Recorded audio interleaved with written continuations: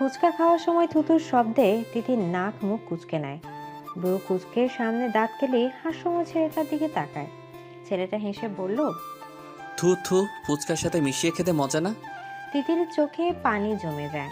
রাগে শরীর কেঁপে ওঠে। চিৎকার করে ডাকে, বড় মা, বড় মা, ও বড় মা, বড় মা কি? হ্যাঁ, খেয়ে বল কেমন। আপনি খেয়ে দেখেন মজা কিনা। নো নো, আমি এসব খাই না। তুই চিকনি, তুই খা, অনেক ভিটামিন আছে, দেখবি কালকের মাঝে মোটা হয়ে যাবি। তিতির শব্দ করে কেঁদে ওঠে। সালমা বেগম ছুটে আসে। মেয়েটা মাত্রই তো প্লেট ভরে ফুচকা নিয়ে গেল, এখন আবার কি হলো? সোফার কাছে নিজের ছেলেকে দেখে উনি বুঝলেন কেন চিৎকার করছে। তিতির তখনও রাগে ফুসফুস করছে। বড় মাকে দেখে বলল, তোমার ছেলে আমার ফুচকায় থুতু দিয়েছে, কেমন খারাপ ভাবো একবার। সালমা হতভম্ব চোখে ওনার ছেলের দিকে তাকায়। এত বড় ছেলের এমন পাগলামি মানা যায় না। আর খাবারের সময় কেউ এমন করে নাকি? বিশ্রী অবস্থা।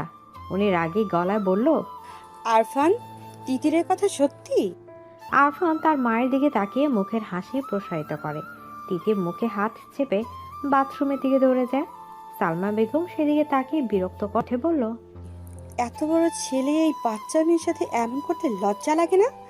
তোমরা যেমন ওকে বাচ্চা মনে করো, ও কিন্তু তা না, আস্ত একটা পাকনা বড়ি। যাই হোক, তুই এমন কাজ করলি কেন? দুষ্টুমি করেছি মা। নিজের দিকে তাকিয়ে দেখ তো, দুষ্টুমির বয়স আছে? আমি বড় হইনি মা। হ্যাঁ, বড় হোসনি, কিন্তু কিছুদিন পরে ডাক্তার হবি। সে তো তোমার জন্য হচ্ছি, তুমি এত অসুস্থ হও, তাই ভাবলাম ডাক্তার হয়ে আমিই যত্ন করব। ভালো সিদ্ধান্ত, কিন্তু তিতিরের সাথে আর এমন করবি না। কত বড় হয়ে গেছিস তুই, সারাটা ক্ষণ সময় পেলেই মেয়েটাকে জ্বালাতন করিস। আচ্ছা। সালমা বেগম আবার নিজের কাজেই ফিরে যায়। তানিয়া আক্তার রান্নাঘরে কাজ করছে। মেয়ের কান্নায় ওনার কাজ একটুও থামেনি, বরং মনোযোগ দিয়ে কাজ করে যাচ্ছে। চিল্লানো তিতিরের কাজ, হাড়ি চিল্লানোতে আশকারা দেয়া তার বড় যা সালমা বেগমের কাজ। উনি ব্যস্ত ভঙ্গিমায় ফিরে আসলে তানিয়া আক্তার বলল, কে নিয়ে ঝামেলা বাঁধলো ভাবি? ও কিছু করেনি, আফরানই দুষ্টুমি করেছিল। আর ছেলেটা না আঙ্কেল, জ্ঞান নেই। আরফান খুব ভালো ছেলে, আমার মেয়ে দুষ্টু। তিতির রান্নাঘরে আসতে নিয়েও মায়ের কথা শুনে আর রান্নাঘরে আসলো না। নুপুরের ঝনাত ঝনাত শব্দ ফেলে নিজের রুমে চলে গেল। আরফান সোফায় বসেছিল। তিতিরে হেলে দুলে যাওয়া দেখে বলল, এতটুকুন মেয়ের আবার কত ঢং। মানুষের মন যেমন হঠাৎ খারাপ হয়ে যায়, গুমড়ে ওঠে বুকের ভেতরটা। চিৎকার করতে ইচ্ছা করে, তেমনি বুঝি আকাশের এমন লাগে। তাই তো তিতিরের সাথে পাল্লা দিয়ে আকাশ শো শো করে কেঁদে ওঠে। মনের গোমট ভাব দূরে ঠেলে পানির মাঝে নিজেকে উজাড় করে দিতে চায়। তিতির জানালার বিরাট পাল্লা খুলে দেয়। জানালার সাথে লাগোয়া প্রাচীর আমলের লোহার বড় দোলনায় বসে হাঁটুতে মুখ গুজে উদাস চোখে বাইরে তাকিয়ে আছে। আরফান সবসময় তার সাথে এমন করে। দুষ্টুমি একটু আধটু হলে না হয় মানা যায়, কিন্তু উনি একটু বেশি বাড়াবাড়ি করেন। ঢাকা থেকে প্রতি সপ্তাহে বাড়ি আসবে আর তিতিরের সাথে সব আজব কাণ্ড কারখানা করবে। আরফানের জ্বালায় তিতির অতিষ্ঠ। তার মাঝে মাঝে মনে হয় শুধুমাত্র তাকে জ্বালানোর জন্যে আরফান ঢাকা থেকে ছুটে আসে। সে মনে মনে আল্লাহর কাছে ফরিয়াদ করে বলল, কেমন খারাপ ভাবো একবার। আফরান আর কখনো ঢাকা থেকে না আসুক, ও ঢাকায় থাকুক। আরফান আসলেই তিতিরের সব শান্তি হাওয়ায় মিঠাইয়ের মতো মিশে যায়। এই তো কিছুদিন আগে তার ক্রাশ মেহমুদ তাকে প্রেমের প্রস্তাব দিল, তাও কত মিষ্টি করে। কিন্তু কি হলো? কিছু হওয়ার আগে আরফানের চামচে মানে তিতিরের ছোট ভাই তুহিন সব তার হুজুরকে বলে দিয়েছে। আরফান তাকে আর এক পাও আগাতে দেয়নি, বকা বন্ধ করে সেখানেই থেমে দিয়েছে। শুধু বকা দিয়ে উনি ক্ষান্ত হয়নি, সাথে বোনাস হিসেবে সাদা ফকফকে গালে একটা থাপ্পড় দিয়ে গালটা লাল বানিয়ে ফেলেছে। এত কিছুর পরে তিতির আর আগানোর সাহস পায়নি, সেখানে পা থামিয়ে দিয়েছে। যদি পা না থামাতো তাহলে এতদিনে নিশ্চয়ই তার প্রেম হয়ে যেত। একটা প্রেমের প্রস্তাব পেয়েছিল, তাও এই অহংকারী লম্বুর জন্য হলো না। তিতির কষ্টে ভরা মুখে মেঘের আনাগোনা দেখে, ইস, এই মেঘের মতো যদি আরফানকে সরিয়ে ফেলা যেত কতই না ভালো হতো। শাহাবুদ্দিন খান এই গ্রামের সর্দার, তার পরদাদারা নাকি এককালে এই এলাকার নামি দামি লোক ছিল। বংশ পরম্পরায় আগে সেই জৌলুস না থাকলেও প্রাচীন বাড়িটা যেন কিছুটা আঁকড়ে ধরে রেখেছে। বাড়িটার মতো শাহাবুদ্দিন খান তার আব্বার বড় ছেলে হিসেবে বাড়ির মান বজায় রাখার প্রাণপণ চেষ্টা করেন। ওনার ছোট ভাই মহিবুল্লাহ খান আর একমাত্র বোন সুফিয়া খানম। ওনাদের বাড়ির নিয়ম অনুসারে সবাই এখন যৌথ পরিবারে আছে। তাছাড়া যৌথ পরিবারে থাকার আরেকটা কারণ হলো ওনার আম্মা জয়তুন খানমের ইচ্ছে। ওনার বয়স হলেও যেন গলার জোর কমেনি। 90 বছরের শক্ত সামর্থ্য শরীর নিয়ে বেশ হুঙ্কারের সহিত কথা বলতে পারে। তাদের আব্বা মারা যাওয়ার পরে জয়তুন বেগমকে সবাই বেশ মান্য করে চলে। শাহাবুদ্দিন খানের এক ছেলে 2 মেয়ে। ছেলের নাম আরফান খান, পড়ালেখায় বেশ তুখোড় ছাত্র, আর কিছুদিন পরে ডাক্তার হয়ে বেরোবে। মেয়েটা এবার কলেজে উঠেছে, খুবই শান্ত আর ভাইয়ের মতো পড়ায় বেশ মনোযোগ। ছোট মেয়েটা সবে 5 বছর। মহিবুলার 1 মেয়ে 2 ছেলে। বড় ছেলের নাম মাহমুদ খান, সে ঢাকায় ইঞ্জিনিয়ারিং নিয়ে পড়ছে। মেয়ের নাম তিতির মেহবিন, সে কলেজে পড়ে। সবচেয়ে ছোট ছেলের নাম তুহিন খান। বড় বোন সুফিয়া খানমের স্বামী প্রবাসী, উনিও এ বাড়িতে থাকে। 1 ছেলে আর 1 মেয়েকে নিয়ে বাবার প্রাসাদের মতো বাড়িতে দিনকাল বেশ আরামে চলে যাচ্ছে। ছেলের নাম আরশ আর মেয়ের নাম নিনিয়া। ছেলে সিঙ্গাপুর থাকে, মেয়ে স্কুলে পড়ে। তিতির দোলনায় শুয়ে আছে, তখন তার ফুফুর মেয়ে নিনিয়া এসে বলল, আপু চলো, কোথায়? ফুচকার আয়োজন করা হয়েছে, নিচে বসার ঘরে সবাই অপেক্ষা করছে। ফুচকার আয়োজন কে করলো? আরফান ভাই। আমি খাবো না। ভাইয়া তোমাকে নিয়ে যেতে বলেছে। যাব না। এত সুন্দর একটা ছেলে তোমাকে যেতে বলেছে, তুমি গায়ে মাখছো না? না। আরে চলো। তুই জানিনি, আমাকে জ্বালাস না। কেউ জিজ্ঞেস করলে বলবি আমার শরীর ভালো না। নিনিয়া চলে গেলে তিতির আগের মতো সোজা হয়ে শুয়ে চোখ বন্ধ করে রাখে। তার জন্য যে ফুচকার আয়োজন তা আর কেউ না বুঝলেও তিতির বেশ বুঝতে পারছে। তখন এমন করার কি দরকার ছিল? আর এখনই বা এমন গোষ্ঠী শুদ্ধ মানুষকে খাওয়ানোর কি আছে? আরফান আসলেই আজব মানুষ, ওনাকে তিতির একটুও বুঝতে পারে না। বৃষ্টির মাঝে ঝালঝাল ফুচকা সবাই বেশ উপভোগ করে খেলো। হাবিবা বেগম তিতিরের রুমে ফুচকা রেখে গিয়েছে। তিতির জানালা দিয়ে বাইরে তাকিয়ে আছে। ফুচকা খেতে ইচ্ছা করছে, কিন্তু আরফানের ওপর রাগ হচ্ছে বিধায় খাচ্ছে না। উনি পরে যদি আবার খোঁচা দিয়ে কথা বলে। আরফান কালো গেঞ্জি পরে ঘাসের উপর দাঁড়িয়ে আছে, খালি পায়ে ঘাস লেগে পায়ে সুড়সুড়ি লাগছে। পুরুষ মানুষ হয়েও তার প্রচণ্ড সুড়সুড়ি। অঝোর ধারার বৃষ্টি তাকে ভিজিয়ে দিচ্ছে। তার চোখে দৃষ্টি দোতলায় কোনার রুমের দিকে স্থির। মেয়েটার এত অভিমান, তার উপর এত অভিমান করা মানায়? সে কি একটু বোঝে না, নাকি আরফান বোঝাতে অক্ষম? যদি কখনোই কিছু না বোঝাতে পারে তো? আরফানের বুকে ব্যথাটা লুটোপুটি খায়। নিজের দিকে তাকিয়ে তিতির চমকে যায়। আরফান বৃষ্টিতে ভিজছে, তাও ক্ষণে ক্ষণে তার রুমের দিকে তাকাচ্ছে। সে উঠে বসে, ইশারায় আরফানকে বোঝায় কি সমস্যা। আরফান হাসে, সুন্দরতম হাসি দিয়ে অবুঝ বালিকাকে ঘায়াল করতে চায়। কিন্তু মেয়েটা কিচ্ছু বোঝে না। সে কি আসলে অবুঝ, নাকি অবুঝ হওয়ার নাটক করে? তিতির আরফানের নাম্বারে ফোন দেয় আর আরফানকে হাত দিয়ে মোবাইলের ইশারা করে। আরফান বুঝতে পেরে সিঁড়িতে রাখা মোবাইলের দিকে এগিয়ে যায়। হ্যালো। আপনি ভিজতেছেন কেন? ইচ্ছে হলো। জ্বর আসবে। ডাক্তারদের জ্বর আসে না। কোথায় লেখা আছে? লেখা থাকতে হবে না, আমি বললেই গিনেস রেকর্ড হয়ে যাবে। কচু। ফুচকা খাসনি কেন? ভালো লাগেনি। অবুঝ বালিকা না বললেও আরফান ঠিকই বালিকার মনের সুপ্ত অভিমান বুঝে যায়। তাহলে আমার জ্বর আসুক, জ্বরে পড়ে আমি মরে যাই, তাহলে তোর শান্তি। আমার ফুচকা খাওয়ার সাথে আপনার মরা বাঁচার কি সম্পর্ক? তুই একটা বলদ, এত সব বুঝবি না। হুম। তাহলে আমার মরা কনফার্ম। আমি তেমন কিছু বলিনি। বলা লাগবে না। তিতির সত্যি আরফানের এমন পাগলামো রাগা মাথায় কিছুই বুঝতে পারে না, কিন্তু এভাবে ভিজলে আসলে জ্বর আসবে। সে বলল, খাচ্ছি। আরফান কাপড়ে মোবাইল পেঁচিয়ে জানালার সামনে এসে দাঁড়ায়। তিতির ফুচকা খাচ্ছে। আরফান এক দৃষ্টিতে তিতিরের দিকে তাকিয়ে বলল, তুই কত মিষ্টি তা কি জানিন তিতির? মিষ্টি না ভাইয়া, ফুচকা অনেক ঝাল হয়েছে। আমি জানি না আমার কি হবে, আমি বোধহয় পাগল হয়ে যাব তিতির সোনা। বৃষ্টিতে তিতির কথাগুলো স্পষ্ট শুনল না, কিন্তু জানালা দিয়ে নিচে তাকে মিষ্টি করে একটি হাসি উপহার দিল। আরফান সেদিকে বিবশ চোখে তাকিয়ে থাকে। বুকের ভেতর অনুভূতিরা হুড়ুহুড়ি খায়। ইস, অনুভূতি এত ভয়ঙ্কর হতে পারে? বুকের যন্ত্রণা কি স্ট্রোকের সমস্যা, নাকি প্রেমের যন্ত্রণা? ইস, এই ব্যথার অবসান কোথায়? আরফানের বোন মারিয়া খুব ভালো ছাত্রী। মারিয়া আর তিতির একই ক্লাসে পড়ে, কিন্তু দুজনের চাল চলন পুরো উল্টো। মারিয়া আরফানের মতো মেধাবী, কিন্তু তিতির পুরো গাধা। তার মাথায় সে কিছুতেই লেখাপড়া ঢুকাতে পারে না। লেখাপড়া তার কাছে এত কঠিন লাগে, মনে হয় লেখাপড়া বাদ দিয়ে বিয়ে হয়ে যাওয়া অনেক ভালো। কিন্তু ভাগ্যক্রমে তার বিয়ের নামও তোলা হয় না। সে নাকি এখনো ছোট, কিন্তু তার ইচ্ছে করে বিয়ে করতে। সেটা কাকে বোঝাবে? সে একটুও ছোট নেই, বেশ বড়ও হতে গিয়েছে। তিতিরের হাতে ধরে রাখা তথ্য যোগাযোগ প্রযুক্তি বই, ইন্টারনেটের বইটা তার কাছে এত কঠিন লাগে মনে হয় এটা বই না, স্বয়ং ডাকাতের আস্তানা। মাঝে মাঝে পড়তে গেলে তার কান্না চলে আসে, কেঁদে দুনিয়া ভাসিয়ে ফেলতে ইচ্ছা করে, কিন্তু সে কাঁদে না। তার আব্বা তাকে বলেছে খুব পড়াশোনা করতে, মারিয়ার মতো ভালো নাম্বার পাওয়াই চাই। ঘড়ির কাঁটা রাত 10টায় গিয়ে টিকটিক করছে। তিতিরের হাতে আইসিটি বই, একটা জায়গায় সে সমাধান করতে পারছে না, অথচ এই পড়াটা কালকেই ক্লাসে দিতে হবে। বই হাতে নিয়ে অলস ভঙ্গিমায় উঠে দাঁড়ায়, ধীর পায়ে মারিয়ার রুমের দিকে যায়। মারিয়া পড়ছে, তিতিরকে দেখে বলল, কি? তিতির মারিয়ার সামনে বই রেখে ধপাস করে বিছানায় শুয়ে পড়ে। ভীষণ ক্লান্ত গলায় বলল, পড়াটা বুঝিয়ে দে। মারিয়া তিতিরের দিকে তাকিয়ে আছে।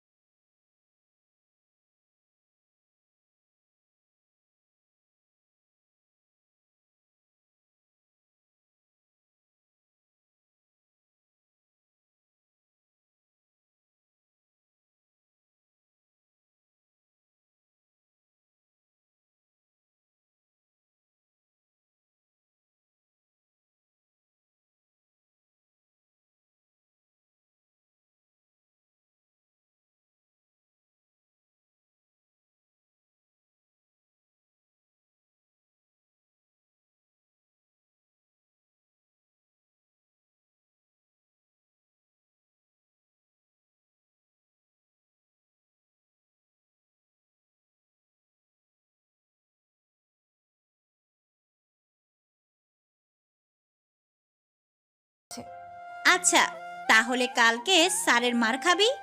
ভাইয়া মারলে কেউ দেখবে না, কিন্তু স্যার পুরো ক্লাসের সামনে ইজ্জত দফা রফা করে দেবে, সেটাই ভালো হবে। তিতির ভেবে দেখে কথা ঠিক। সে আলগোছে উঠে দাঁড়ায়, বই হাতে নিয়ে আস্তে আস্তে তাহসানের রুমের সামনে যায়। তার ভাইয়া মাহু যদি বাড়ি থাকতো তাহলে এই লম্বুর কাছে আসাই লাগতো না। তাই ভাই ম্যাজিশিয়ানের মতো তার সব সমস্যার সমাধান করে দিতে পারে, কিন্তু সমস্যা হচ্ছে আরফানের মতো মাহমুদ এত তাড়াতাড়ি বাড়ি আসে না। তিতি দরজা ঠেলে ভেতরে ঢুকে। আরফান রুমে নেই, বাথরুম থেকে পানি পড়ার শব্দ আসছে। তিতির বুঝে পায় না রাতে কেন গোসল করতে হবে, দিনে তো করে আবার রাতেও। এই ডাক্তারের মাথায় নির্ঘাত সমস্যা আছে। দেখা যাবে রুগীকে ওষুধ না দিয়ে প্রতিদিন 5বার গোসলের তালিকা দিয়ে দিল। এই ডাক্তার দ্বারা কোনো কিছুই অস্বাভাবিক না। তিতির ডাকলো, ভাইয়া ভাইয়া বের হতে কি টাইম লাগবে? কেন? আমার পড়া একটু সমস্যা, বুঝিয়ে দেন। তুই বস।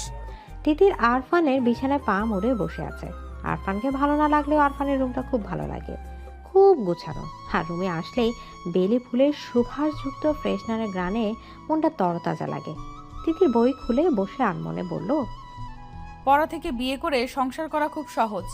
এই ঘরের মানুষ যে কেন বোঝে না আমার দ্বারা পড়াশোনা হবে না, বিয়েই আমার জন্য ঠিক। আরফান বাথরুম থেকে বেরিয়ে তিতিরের কথাটা শুনতে পায়। ব্রু কুচকে বলল, ও আচ্ছা, আপনার বিয়ের শখ হয়েছে? না ভাইয়া, আমি ছোট না। হ্যাঁ, পড়ার থেকে বিয়ে করে সংসার করা ভালো। দূর, এমনি বলেছি। বেশি পেকে গিয়েছিস। তিতির চুপ করে বসে থাকে। আরফান বলল, বিয়ের বয়স হলে এমনি বিয়ে হবে, পড়া বাদ দিয়ে বিয়ের ভূত মাথায় চাপাতে হবে না। মেয়ে মানুষ না, বিয়ের ভূত তো মাথায় আসবেই। আরফান এক দৃষ্টিতে তিতিরের দিকে তাকিয়ে থাকে, মনে মনে তিতিরের বউ সাজ কল্পনা করে নেয়। তারপর বলল, তিতির সবকিছু ভাবার একটা বয়স লাগে, যা এখনো তোর হয়নি। জি ভাইয়া। কি সমস্যা দেখা? তিতির বই বের করে আরফানের দিকে তাকায়। আরফান খুব ভালো করে তিতিরকে বুঝিয়ে দেয়। বোঝানোর পরে তিতিকে বলল, বুঝেছিস? হ্যাঁ। তাহলে এবার আমাকে বুঝা, কি বুঝেছিস? বোঝাতে গিয়ে তিতির বুঝতে পারলো সে কিছুই পারছে না। আরফানের দিকে তাকিয়ে বোকা বোকা হাসি দিয়ে বলল, ভাইয়া আমি আপনাকে পরে বুঝিয়ে দেব। পরে কেন, এখনই বুঝা। মাথায় ধরে না তো। এই এত বড় গোলগাল মাথায় গোবর ছাড়া আর কি আছে শুনি? গোবরে মাথা। গোবরেও পদ্ম ফুল ফোটে। হ্যাঁ, কিন্তু তোর কিছুই হবে না। আমিও ভালো রেজাল্ট করে সবাইকে চমকে দেব। আরফান এক দৃষ্টিতে তিতিরের দিকে তাকিয়ে থাকে, মনে মনে বলে, তিতির সোনা, তুমি নিজেই তো আস্ত একটা পদ্ম ফুল। এই যে আমি ক্ষণে ক্ষণে নিজের হুঁশ হারাই কি জন্য? তোমার জন্যই তো। আচ্ছা, রুমে যা, আর সমস্যা হলে আমাকে বলবি। তিতির মিষ্টি করে হেসে আরফানের দিকে তাকায়, তারপর মিষ্টি করে উঠে দাঁড়ায় দুরন্ত বালিকার মতো উপরে রিনিঝিনি শব্দ তুলে বেরিয়ে যায়। আরফান বিবশ হয়ে তাকিয়ে আছে, বুকে অনুভূতরা লুটুপুটু খাচ্ছে। আগে নিজেকে খুব সামলাতে পারতো, কিন্তু ইদানিং তিতির যেন তরতরিয়ে বড় হচ্ছে, আর তার অনুভূতিরা তিতিরকে দেখলেই পাগলের মতো ছুটে যেতে যাচ্ছে। সারা গা কাটা দিয়ে ওঠে। ইস, মেয়েটা তাকে নিজের অগোচরে এত যন্ত্রণা দিচ্ছে, অথচ সে জানেই না তার মিষ্টি হাসি। দুষ্ট কথা। মায়াবী চোখে তাকানো আরফানকে শেষ করে দিচ্ছে, সারা শরীর অবশ হয়ে দিচ্ছে। আরফান বিছানায় শুয়ে পড়ে, চোখ বন্ধ করে নিজেকে বুঝায় তিতিটা এখনো বাচ্চা, আরো পরে, কিন্তু মন উল্টো তাকে বুঝতে পারে। আর পরে টরে হবে না, এখনই তাকে চায়, তার মিষ্টি সান্নিধ্য চায়। সে খুব আপন করে ওকে চায়, কাছে না পেলে সে যে মরে যাচ্ছে আরফানের হাসে। তার এক গোপন অভিলাষ কেউই জানে না, কেউ বুঝেনি। জানলে কি হবে তা আরফান ভাবতে পারে না, দম বন্ধ লাগে। কিন্তু আর যাই হোক, পাখিটাকে তার করেই চাই। কত বছরে ভালোবাসা মিশিয়ে রেখেছে, তা কি বৃথা যাবে? আজকাল তিতিরকে সারা বাড়িতে টই টই করে ঘুরে বেড়াতে দেখে। আরফানের মনে প্রলয় হয়। এই প্রলয় ছিটে ফোটাও যদি কেউ জানতো, তাহলে নির্ঘাত তাকে বাড়ি ছাড়া করে দিত। শাহাবুদ্দিন খান প্রচুর মা ভক্ত, মায়ের কথা ছাড়া এক পাও নড়ে না। বাড়ি থেকে বের হতে গেলেও মায়ের কাছে অনুমতি নিয়ে বের হয়। মা মানেই ওনার দুনিয়া। সবকিছু পরে, কিন্তু মায়ের ভালোবাসার সম্মান আগে। জয়তুন বেগম দাম্ভিকভাবে চলাফেরা করেন। ওনার বাপ দাদারা আগের কালের ধনবান ব্যক্তি ছিল। তমিজউদ্দিন খানের সাথে যখন জয়তুন বেগমের বিয়ে হয়, তখন থেকে উনি দাম্ভিক আচরণ করেন। আগের কালে লেখাপড়া জানা মানুষ সবাই বেশ শ্রদ্ধা করে চলে। ওনার কথার বাহিরে আর কোনো কথাই হয় না, উনি যা বলবে তাই সঠিক। শাহাবুদ্দিন আর জয়তুন বেগম বসার ঘরে বসে কথা বলছিল, তখন আরফান তার রুম থেকে বেরিয়ে আসে। দাদির পাশে বসে চামড়া কুচ কানো গালে পরম স্নেহে আদর দিয়ে বলল, আমার সুন্দরী কেমন আছে? আমার ভালো থাকার খবর পরে নিস, আগে বল প্রতি সপ্তাহে কেন বাড়ি আসা লাগবে? বন্ধের দিন পড়া যায় না, এমন ফাঁকিবাজি করলে ডাক্তার হবি কি করে? আরফান মুচকি হাসে, মনে মনে বলল, বাড়ি তো আর এমনি এমনি আসি না দাদি। বাড়ি যে আমার সুখ ভ্রমর আছে, যাকে একটু দেখলেই সারা সপ্তাহ মন দিয়ে পড়তে পারি। না দেখলে মনে বড় অসুখ হয়, একটু পড়ায় মন দিতে পারি না। মুখে বলল, তোমাকে না দেখে থাকতে পারি না। মাহমুদ, ও তো ঢাকায় থাকে, সে তো এত আসে না, তোরই যত বাহানা। মাহমুদ তোমাকে ভালোবাসে না তাই আসে না, আমি খুব ভালোবাসি তাই আসি। বুঝেছ সুন্দরী? দোয়া করি তোর বউ আমার মতো সুন্দর হোক। আরফান হাসে, সুন্দর করে হেসে তার দাদির দিকে তাকিয়ে রয়। তিতির দাদির মতো হুবহু দেখতে, শুধু মাত্র মেজাজ ছাড়া। সে জয়তুন বেগমের গালে হাত দিয়ে বলল, তুমি তো আমার বউ, আর লাগবে না। যদি খুব লাগে তো তোমার মতো দেখতে কাউকে এনে দিও। জয়তুন বেগম তার কথা মতো ঘাটালেন না, উনিও হেসে বলল, আচ্ছা। এদিকে আরফানের আব্বা শাহাবুদ্দিন খান বৈঠক ঘরে বসে আছেন। সারা জীবন উনি গ্রামের সবার সাহায্য করে গিয়েছেন, কখনো কারো খারাপ করেননি। মানুষজন ওনাকে দেখলে ভক্তি ভরে তাকায়, সম্মানের সহিত কথা বলে। এটাই ওনাকে অনেক শান্তি দেয়। ওনার মনে হয় মানুষের সাহায্য করার মাঝে যে সুখ নিহিত আছে, তা অন্য কোনো কাজে নেই। তাই তো ব্যবসা বাণিজ্য সামলানোর পাশাপাশি সমানভাবে গ্রামের সবার ভালো মন্দ দেখেন। সাহায্য করা ওনাদের রক্তে মিশে আছে। আরফান ব্যাগ নিয়ে বেরিয়ে আসে। প্রত্যেক সপ্তাহে বাড়ি গিয়ে তার পড়ার আসলে সমস্যা হয়।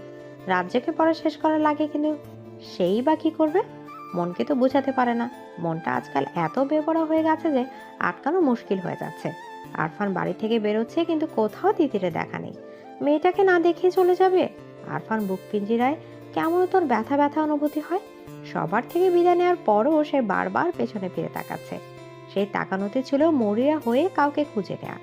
শাহাবুদ্দিন খান বৈঠক ঘর থেকে ছেলেকে লক্ষ্য করেন। বারবার পেছনে ফিরে তাকানোটা ওনার চোখে লাগে। ছেলে এমন করে বারবার তাকাচ্ছে কেন? উনি গলা জোর লাগিয়ে আরফানকে ডাকলেন। বাবার ডাক শুনে আরফান সেদিকে এগিয়ে যায়। শাহাবুদ্দিন খান ছেলের দিকে তাকিয়ে থাকে। ছেলেটা যেন হঠাৎ করে বড় হয়ে গেল। এই তো বছর কয়েক আগেও কাঁধ নিয়ে হেঁটেছেন, অথচ এখন বসে দু কথা বলা হয় না। ছেলে মেয়ে বড় হবার সাথে সাথে কি বাবা মায়ের সাথে দূরত্ব বেড়ে যায়? শাহাবুদ্দিন অবশ্য ছেলের সাথে মিশার সর্বাত্মক চেষ্টা করেন। আরফান কাছে আসলে উনি বলল, তোমার লেখাপড়া কেমন চলছে আব্বু? ভালো।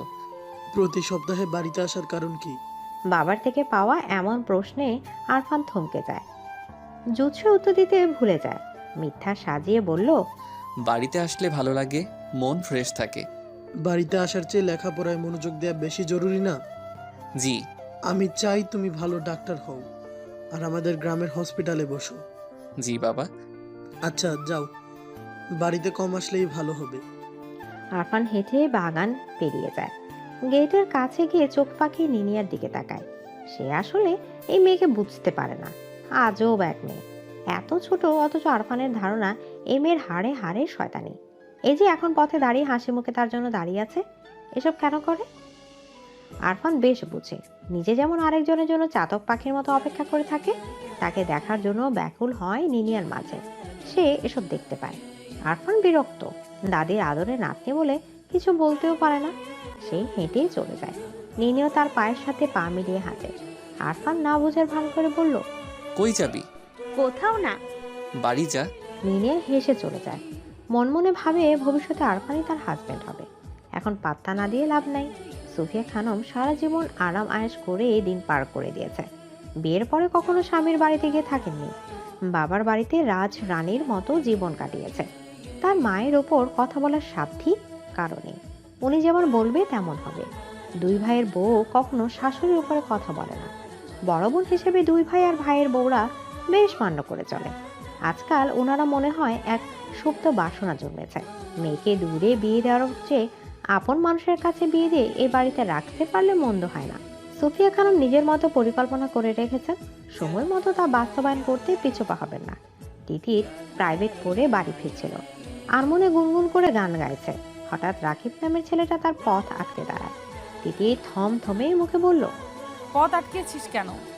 তোকে কিছু বলার আছে। তিতির আন্দাজ করে নেয় রাকিব নামের ছেলেটা কি বলতে চায়।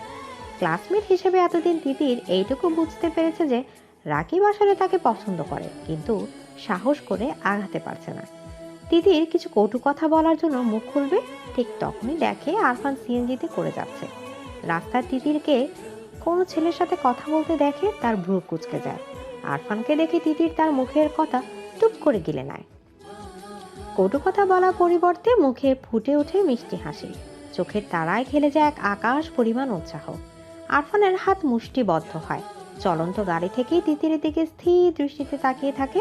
তিতিরের পাশে দিয়ে শো শো গতিতে গাড়িটা চলে যাওয়ার পরে তিতির রাকিবকে বলল, শোন, তুই যা ভাবিস তা ভুলে যা।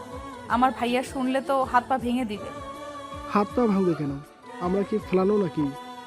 তাদের সাথে আত্মীয়তা করার রহম আমাদেরও আছে। তা হয়তো আছে, কিন্তু আফরান ভাইকে চিনিস?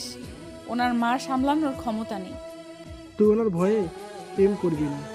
তিতির অন্যমনস্ক হয়ে ভাবে, তাই তো উনি কে যে ওনাকে ভয় করে চলতে হবে। তার যেভাবে ইচ্ছা সেভাবে চলবে। কিন্তু পরক্ষণে মনে পড়ে আরফান ভাই জানতে পারলে তাকে ভয়ানক সব শাস্তি দেবে। কিছুক্ষণ আগে যেটুকু দেখেছে তাতে তো অবস্থা বেগতিক হবে। তিতির আর কিছু না বলে হন হন করে বাড়ির উদ্দেশ্যে চলে যায়। বাড়িতে যাওয়ার পরে তিতির ঘুমিয়ে যায়। আরফান বাড়িতে নেই, মানে বিন্দাস জীবন। এই সন্ধ্যায় কুম্ভকর্ণের মতো ঘুমায়। আরামে ঘুমানোর এক ফাঁকে তার মনে হলো কেউ তার রুমে ঢুকেছে, বিছানার পাশে দাঁড়িয়ে আছে। তিতির চোখ খুলে তাকায়।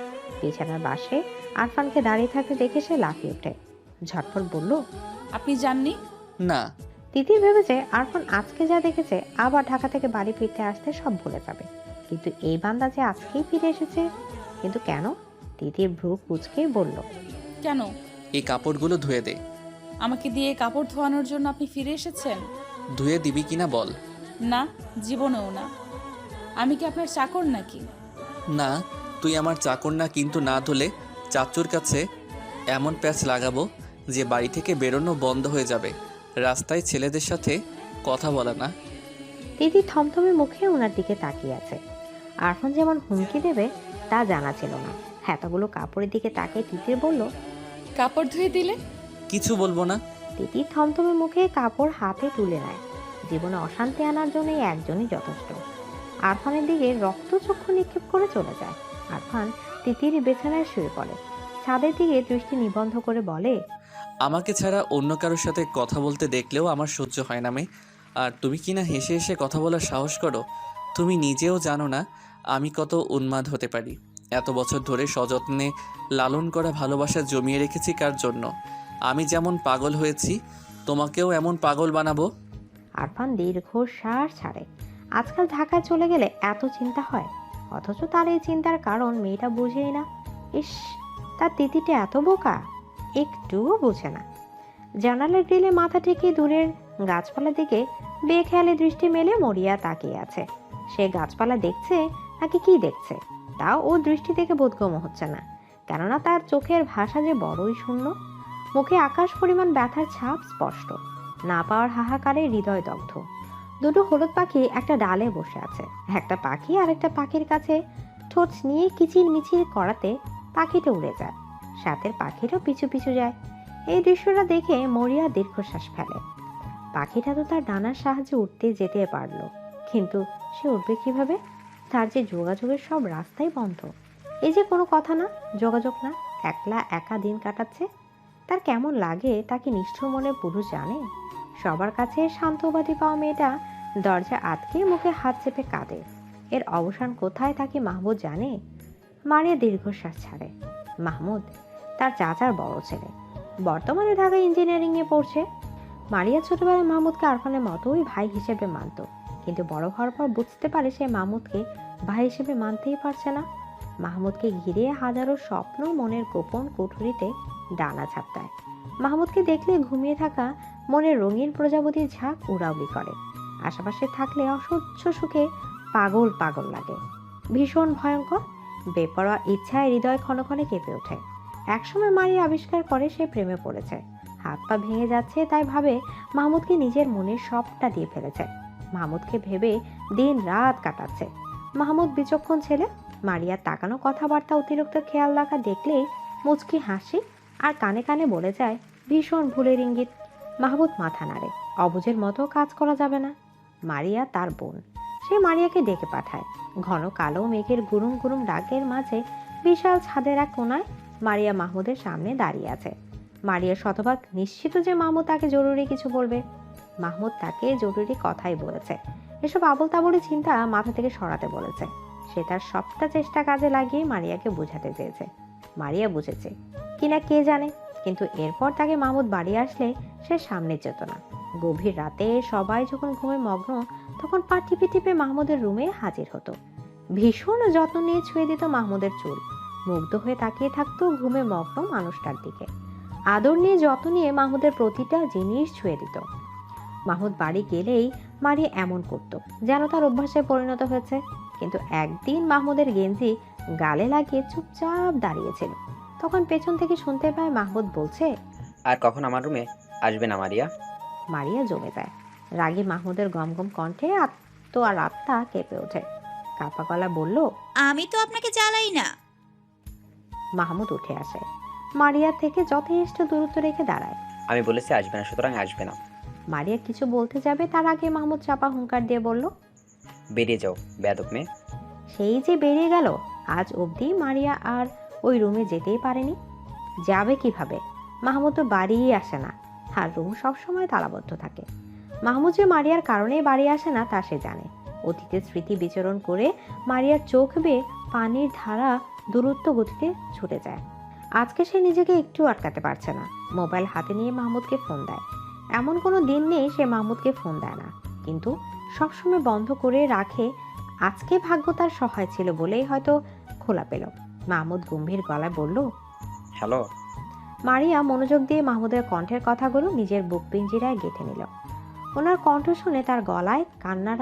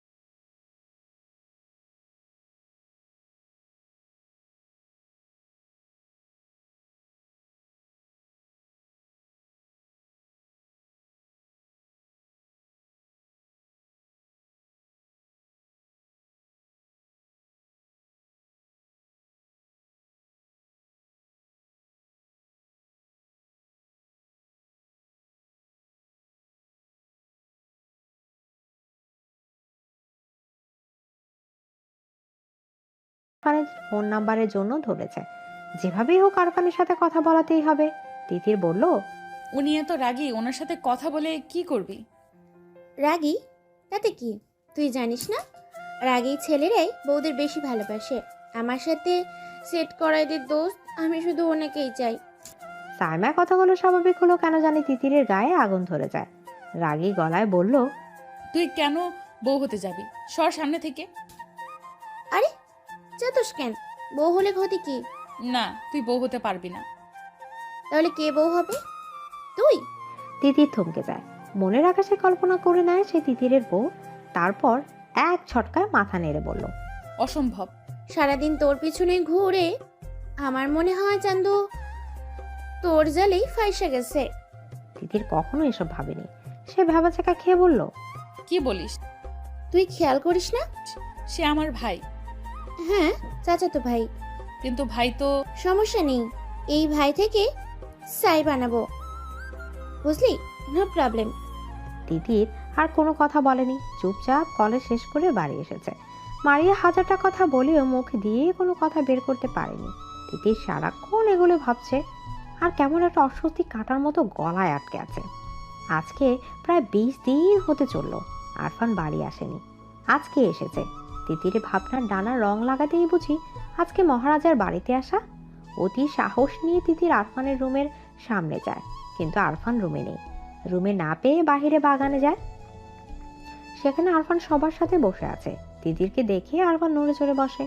তিতির অন্যদিনের মতো মোটেও হইচই করছে না, বরং শান্ত হয়ে বসে আছে। বারবার আরফানের দিকে তাকাচ্ছে। আরফানের চোখে দৃষ্টির মাঝে যেন হাজারো কাব্য ফুটে আছে, কিন্তু এসব তিতিরের বোধগম্য হচ্ছে না। সে সবার সাথে কথা বললেও চোখ কেবলমাত্র তিতিরের উপরেই নিবিদ্ধ। তিতির সবার দিকে তাকানোর পাশাপাশি আরফানের দিকেও তাকাচ্ছে। তারপর তিতিরের দম আটকে আসে। বুকের ভেতর ফুসফুস তার শ্বাসকার্য থামিয়ে দিতে চায়। অজানা আতঙ্কে ধরফর করে ওঠে বুকের পাখি। সে যা ভাবছে আসলে কি তাই, নাকি সবটাই ভ্রম? সে বেখেয়ালে মাথা নেড়ে বলল, অসম্ভব। মাঝরাত। আরফান বারান্দা দাঁড়িয়ে আছে। পাশের রুমে তার প্রাণ ভোমরা ঘুমিয়ে আছে। আরফানের পরিণত বয়স, মাথায় হাজার উল্টা পাল্টা চিন্তা ঘুনে পোকার মতো কিলবিল করছে। আরফান দীর্ঘশ্বাস ফেলে। তার ইচ্ছেগুলো বড়ই অবাধ্য। আজকাল লাগামহীন ঘোড়ার মতো বেসামাল ভাবে ছুটে যায়। সে ডাক্তারি পড়ছে। সাথের মেয়ে সহপাঠীগুলো দেখতে খুব সুন্দর। মাঝে মাঝে কয়েকজন তাকে ভালোবাসার জালে আটকানোর চেষ্টা করে। তার সাথে ঘনিষ্ঠ মুহূর্ত কাটাতে চায়, কিন্তু এত সৌন্দর্য কাছে টানার হাজারো আগতি দূরে ঠেলে দেয় শুধুমাত্র এই মেয়েটার জন্য। ছোটবেলা থেকে তিতিরকে কেমন আপন লাগতো নিজের মনে হতো। তখন ব্যাপারটা স্বাভাবিক লাগলেও একটুখানি বড় হওয়ার পরে সে বুঝতে পারে এটা মোটেও স্বাভাবিক ব্যাপার না। সে আসলে এই পিচ্চির প্রেমে পড়ে গেছে। শুধু প্রেমে পড়া বলে ভুল, সে আজন্ম পাগল হয়ে গেছে। যে পাগলের পাগলামি তিতিরে ভালোবাসার পরশ ছাড়া ভালো হবে না। তাছাড়া আরফান ভালো হতেও চায় না, বরং তিতিরকে নিজের করে পেয়ে গেলে পাগলামির পরিমাণ বাড়াতে চায়। ভালোবাসার পাগলামিতে ছোট পাখিটাকে ছাড়খাড় করে দেওয়ার প্রয়াস বুকের ছোট কোঠরিতে আস্তে আস্তে জমা হচ্ছে। বারান্দার বাইরে লাগানো বেরি ফুল থেকে ভুরভুর করে সুগন্ধ আরফানের প্রেমে দগ্ধ হৃদয় আরো পাগল করা করে দিচ্ছে। তার কেমন নেশা যেন লাগছে। মনে হচ্ছে এখন যদি তিতিরকে কাছে পেত তাহলে আদরে ভালোবাসায় ঠিক কাঁদিয়ে ফেলতো। আরফান চোখ বন্ধ করে বারান্দার গ্রিলে মাথা ঠেকায়। ফোঁস করে নিঃশ্বাস ফেলে দাঁড়িয়ে থাকে। তিতির হাত বাড়িয়ে মোবাইল হাতে নেয়। রাত 2টা বেজে। তখন চোখের তারায় এক রত্তি ঘুম নেই। ভেতরটা কেমন ছটফট করছে। এর আগে কখনোই তার এমন অসহ্য অনুভূতি হয়নি। সবসময় নিশ্চিত মনে ঘুমাতে পেরেছে, কিন্তু আজকের রাতটা সম্পূর্ণ ভিন্ন। এতদিন কোনো হাবার জগতে বাস করতো, ভাবতে কেমন জালে লাগছে। আরফানের শাসন, বকা, অকরণে কথা কাটাকাটি, লুকিয়ে চুরিয়ে দেখা, এসব সে কখনোই খেয়াল করেনি, কিংবা খেয়াল করার কোনো কারণে খুঁজে পায়নি। কিন্তু আজকে বেখেয়ালে তার প্রতি আরফানের নরম অনুভূতি দেখে তিতিরের ছোট হৃদয়ে পাহাড়ের 1000 মিটার উচ্চতায় টাঙানো দোলনার মতো হু হু করে দুলে ওঠে। ক্ষমতর ভয়ে গলা শুকিয়ে আসে। আরফান তার দিকে ভালোবাসার উষ্ণ দৃষ্টি তাকাতে ভাবতেই বারবার চোখ বন্ধ করে যাচ্ছে। এটা কি লজ্জা, নাকি ভয়, নাকি সংশয়, তা সে জানে না। শুধুমাত্র এটা জানে এখন তাকে আরফানের থেকে লুকিয়ে বাঁচতে হবে। না লুকালে আরফান তাকে শেষ করে দেবে। হাজারো চিন্তার অবসান ঘটিয়ে ভোরের দিকে তিতির ঘুমিয়ে যায়। এরপর মাস চলে যায়। আরফান বাড়ি আসলে তিতির আরফানের সামনে যায় না, এক প্রকার লুকিয়ে বাঁচে। যদি সামনে পড়ে যায় আস্তে করে পাশ কাটিয়ে চলে যায়। তিতিরের এই উপেক্ষা আরফানের চোখে লাগে। আগে বাড়িতে আসলে তিতিরে হইচই শোনা যেত, আর এখন এমন নিষ্প্রাণ হয়ে থাকে কেন, এটাই সে বুঝে আসে না। মেয়েটার হঠাৎ এই পরিবর্তন বাড়ির সবাই যেন দেখছেই না, কেননা সবাই বেশ স্বাভাবিক। আরফানের মনে হয় তিতির সবাইকে না, বরং শুধুমাত্র তাকে উপেক্ষা করছে। হ্যাঁ, তিতিরের এমন ব্যবহার তাকে মানসিক অশান্তি দিচ্ছে। বাড়িতে যে সুখটুকুর জন্য আসা হতো তা যেন দুঃখে রূপে প্রকাশ পাচ্ছে। রাতের খাবার খাওয়ার জন্য সবাই যখন টেবিলে বসেছে তখন তিতির চুপচাপ নিজের খাবার গলধিকরণ করতে ব্যস্ত। পাশের একজোড়া গাঢ় চোখ যে তাকিয়ে দেখছে সেই ব্যাপারে অজ্ঞ হলেও না বুঝার ভান করে জলদি নিজের খাবার খেয়ে যাচ্ছে, যেন টেবিল থেকে যেতে পারলেই সে বাঁচে। আরফান আর চোখে সবটাই পর্যবেক্ষণ করে ভয় নিশানা খামচে ধরে পড়ে যায়। তার হওয়া পাখি কি অন্য কেউ দখল করে নিল? তা না হলে একটা মেয়ে এত দ্রুত কিভাবে পাল্টে যাবে? সে শুনেছে মেয়েরা প্রেমে পড়লে নাকি পরিবারকে সময় দিতে চায় না, সারাদিন বদ্ধ রুমে থাকতে পছন্দ করে। সবাই খাবার খেয়ে যে যার রুমে চলে যাওয়ার পর আরফান ছাদে যায়, মোবাইল বের করে তিতিরকে ফোন দেয়। আজকে এর সমাধান বের করবেই। তাকে এত উপেক্ষা কেন? মেয়েটা কি তাকে বাঁচতে দেবে না? এভাবে কি বাঁচা যায় নাকি? আজকে এর একটা ভিত করতেই হবে। আরফানের ফোন পেয়ে তিতিরের শ্বাস বন্ধ হয়ে যায়। গত 1 মাস ধরে মনের গোপন ঘরে জন্ম হওয়া ভাবনাটা বেশ যাচাই বাছাই করা হয়েছে, কিন্তু প্রতিবারই পজিটিভ রিভিউ পেয়ে ভয়ে আরো কুকড়ে গিয়েছে। আবার নিজেকে এটাও বুঝিয়েছে যে সব মনের ভুল। চাচাতো ভাই বোন হয়, তারা তাকাতেই পারে, এতে ক্ষতি কি? হয়তো তার আবেগপ্রবণ মন বেশি চিন্তা করে ফেলেছে। 1 মাস যাবৎ সে আরফানকে উপেক্ষা করেছে, যদিও আরফান মুখে কিছু বলেনি, কিন্তু তার সুচালো দৃষ্টি তিতি ঠিকই দেখেছে। তারপর সে আগের মতো স্বাভাবিক হতে পারেনি। আরফানের কথা ভাবতে ভাবতে তিতিরের মনেও হাজারো দুষ্ট চিন্তা এলোমেলো ঘুরে যায়। লজ্জায় কাঁপিয়ে দিয়ে যায় তিতিরের ছোট দেহ। তিতির আবারও ফোনের মৃদু রিনিঝিনি শব্দে চমকে ওঠে। আরফান এনে 15 বার ফোন দিল, কিন্তু একটা বারও তিতির ফোন ওঠায়নি। সে ফোন যেমন উঠাবে না, তেমন আরফানও যেন ফোন দেওয়া বন্ধ করবে না। অগত্যা নিরুপায় হয়ে তিতির ফোনটা রিসিভ করে তার কানের সাথে লাগিয়ে নেয়। উপাস থেকে ঘন গলায় এক পুরুষালী কণ্ঠ কেমন মায়াময় আবেগ মিশিয়ে ডাকে, তিতির। আরফানের এমন নেশামাখা ঘন গলার স্বর তিতিরের আগে কখনো শোনার ভাগ্য হয়নি, অথবা এমন করে শোনেনি। আজকে আরফানের গলার স্বর শুনে তিতির কেমন কেঁপে ওঠে। বুকের হৃৎপিণ্ড ধিমধিম করে তার গতিবেগ বাড়িয়ে দেয়। মুহূর্তে গলার থেকে বুড়োর মুখ শুকিয়ে কাঠ হয়ে যায়। কথা বলার সর্বশক্তি যেন নিমেষে উধাও হয়ে যায়। আচ্ছা, সে কি ডাক্তারের প্রেমে পড়ে যাচ্ছে? নিজের আবল তাবল চিন্তায় নিজেই মূর্ছা যায়। হুঁশ ফিরে আরফানের কথায়, আমার কথা শুনতে পাচ্ছিস? হ্যালো তিতির। জি ভাইয়া বলুন। কি করছিস? পড়ছি। এত রাতে পড়ছিস? সামনে পরীক্ষা তো, তাই। ভালো মেয়ে হয়ে গেছিস। আরফানের কথায় তিতির কি প্রতি উত্তর দেবে ভেবে পেল না। সে বলল, হ্যাঁ আচ্ছা তাহলে রাখি। না, ছাদে আয় তো। এত রাতে? হ্যাঁ, কোনো সমস্যা? আগেও অনেকবার সে আরফানের সাথে ছাদে দুষ্টুমি করেছে, কিন্তু আগের অনুভূতি আর এখনের অনুভূতি সে সম্পূর্ণ ভিন্ন। সে বলল, সকালে দেখা করব। তাহলে আমি তো রুমে আসি। না না। তাড়াতাড়ি আয় তিতির। কেন ভাইয়া? আমি খুব অসুস্থ, তাই। তাহলে কি বড় মাকে জাগাবো? তোকে এত পাকরামি করতে বলেছে কে? তুই আয় কুইক। তিতির কিছু বলার আগেই ফোনের সংযোগ বিচ্ছিন্ন হয়। তিতি ধীর পায়ে ছাদের দিকে যায়। সিঁড়িকোঠে জ্বালানো ছোট লাইটের আলো ছাদের নিকষ কালো অন্ধকার দূর করে দিয়েছে। সে আলোয় তিতির ছাদের এক কোণে আরফানকে আবিষ্কার করে। আলতো পায়ে এগিয়ে যায় সেদিকে। তিতিরের উপস্থিত টের পেয়ে আরফান তিতিরের দিকে ফিরে তাকায়। নিশ্চুপ হয়ে কিছুক্ষণ সামনে দাঁড়ানো রমণীকে পর্যবেক্ষণ করে। আরফানকে কিছু না বলে এমন করে তাকিয়ে থাকে দেখে তিতির হাফ সাফ করে ওঠে। তিতিরের অস্বস্তি বুঝতে পেরে আরফান অন্যদিকে তাকায়, তারপর বলল, কেমন আছিস? এক বাড়িতে থেকে এমন প্রশ্নে তিতির চমকায়। মাথা নাড়িয়ে আলতো স্বরে বলল, ভালো। আরফানের মনে হলো এবার অনুভূতি প্রকাশের সময় এসেছে। আর কত এই পাথরের মতো গভীর ভালোবাসা একা একাই বই বেড়াবে? সে সোজা সাপটা প্রশ্ন করলো, এমন ব্যবহার করার মানে কি? তিতির যা ভয় পাচ্ছিল ঠিক তাই। আরফান আর ভাবনা অনুযায়ী এগোচ্ছে। সে না বোঝার ভান করে বলল, কি ব্যবহার? আরফান অন্ধকার থেকে চোখ সরিয়ে তিতিরের দিকে তাকায়। তাকে তাকাতে দেখে তিতির অন্যদিকে তাকিয়ে নেয়। তুই বুঝিস না? কি বুঝবো? আমাকে এমন এড়িয়ে যাচ্ছিস কেন? কই এড়িয়ে যাচ্ছি? যাচ্ছিস না? না। আমার দিকে তাকিয়ে বল। তিতির আরফানের দিকে তাকায়। মায়াময় গভীর চোখের দৃষ্টি তাকে ঘুরে নিয়ে যাচ্ছে। সে বলল, কি বলবো? আমাকে উপেক্ষা কেন? এমনি। ঢাকা থেকে এত জার্নি করে এই উপেক্ষার জন্য আসি? কেন আসেন? কেন আসি তুই বুঝিস না? কি বুঝবো? আমার সুখটা এভাবে কেড়ে নিচ্ছিস কেন? আমি কিভাবে সুখ কেড়ে নিলাম? বুঝেও না বোঝার ভান করবি না। আপনি কি বলছেন? কিছু না। তিতির কি বলবে ভেবে পায় না। অতঃপর আস্তে করে আরফানকে ডাকলো। ভাইয়া। রুমে যা। তিতির পুরুষটার দিকে তাকিয়ে থাকে। হঠাৎ সে খেয়াল করে আরফানের কাছে থাকতে তার ভীষণ ভালো লাগছে।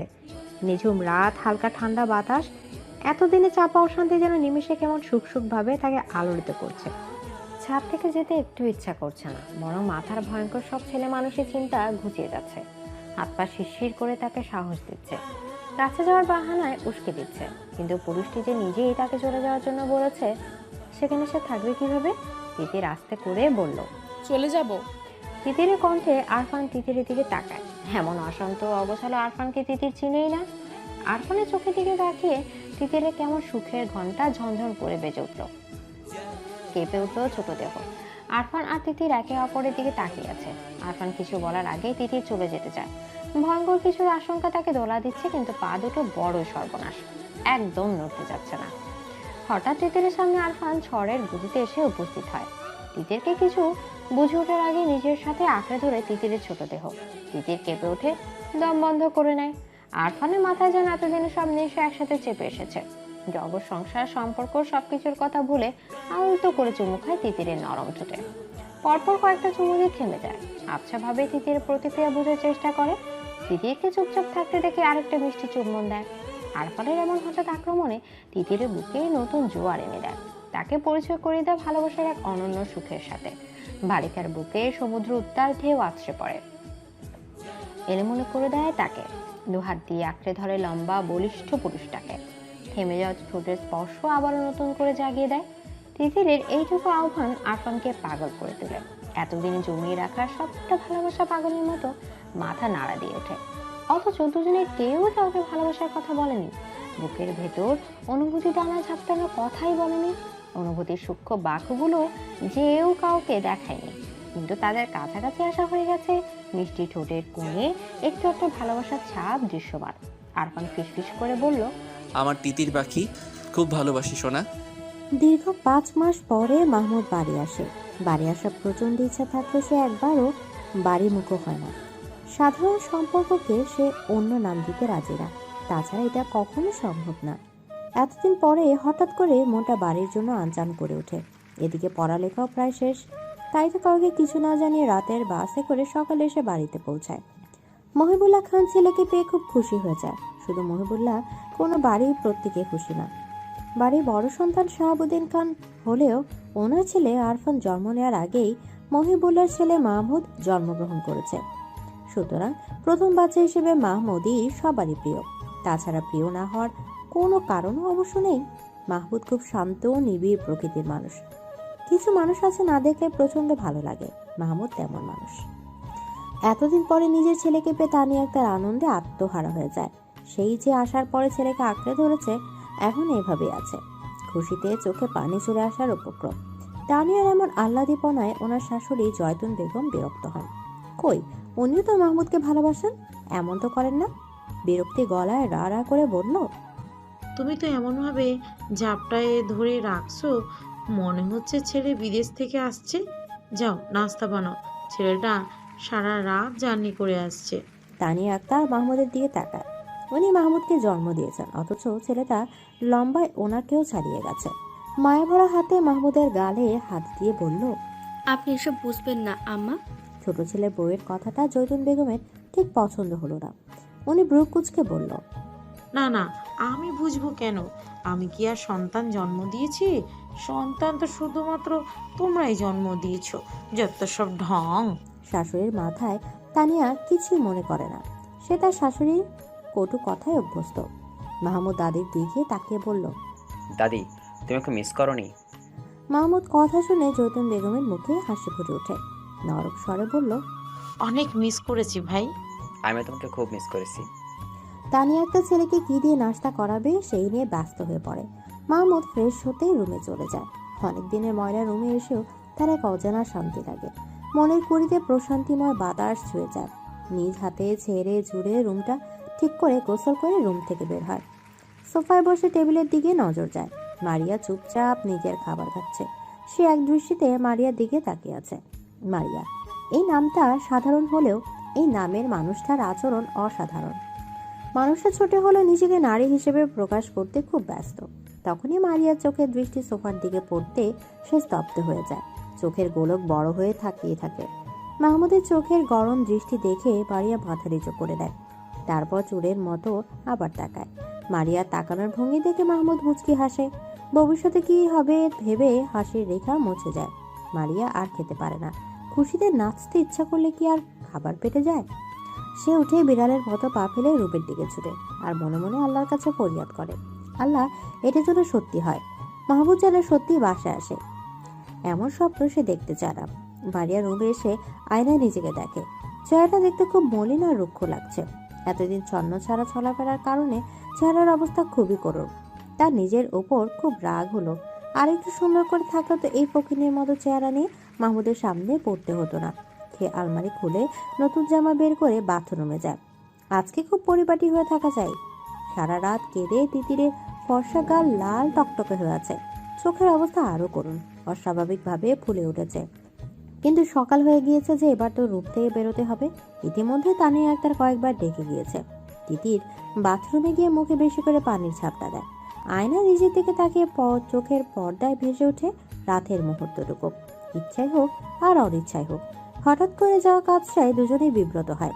আরফান তিতিরের দিকে তাকিয়ে কিছু বলবে, তার আগে তিতির এক অভাবনীয় কাজ করে ফেলে। রাগে দুঃখে ঠাস করে আরফানকে এক থাপ্পড় দিয়ে সরিয়ে দেয়। ভালোবাসার কথা না বলে এমন করে ছুঁয়ে দেওয়ার সাহস হলো কি করে? অথচ ভুলে গেল আরফানের স্পর্শে সে নিজেও সাড়া দিয়েছিল। তাই তো আরফান গভীরভাবে ছুঁয়েছে। তিতিরের এমন কাজে আরফান হতবম্ব হয়ে গেছে। হাত দিয়ে গা ছুঁয়ে প্যাল করে তিতিরের দিকে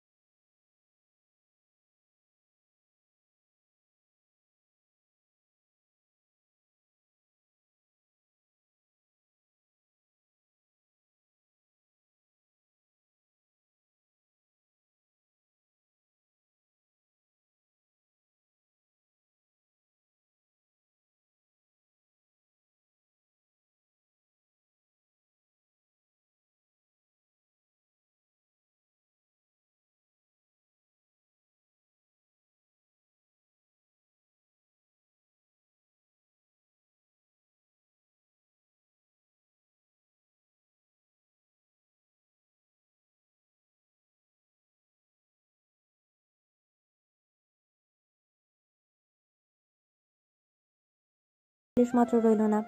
সারা রাস্তা আরফানের মুখ থমথমে হয়েছিল। কখন যেন চোখ জ্বালা করতে করতে লাল টকটকে হয়ে গিয়েছে। সে কি আসলে সুযোগ নিয়েছে? আর তিতির যে তাকে আঁকড়ে ধরে আরো কাছে টানলো সেটা। তিতির রুম থেকে বেরিয়ে সোফায় পুরুষ ভাবায় কাউকে বসে থাকতে দেখে ভাবলো এটা আরফান। মাথা নিচু করে পাশ কাটিয়ে চলে যেতে চাইলে তখন সামনে বসা পুরুষ তাকে ডাকে। চিরপরিচিত ভাইয়ের কণ্ঠ শুনে তিতির চমকে যায়। মাথা তুলে ভাইয়ের দিকে তাকে খুশিতে হাসে। মাহমুদ হাত ধরে আদর বোনকে পাশে বসে। বোনের চেহারার দিকে ব্রু কুচকে তাকিয়ে বলল, কি খবর তিতির পাখির? ভালো।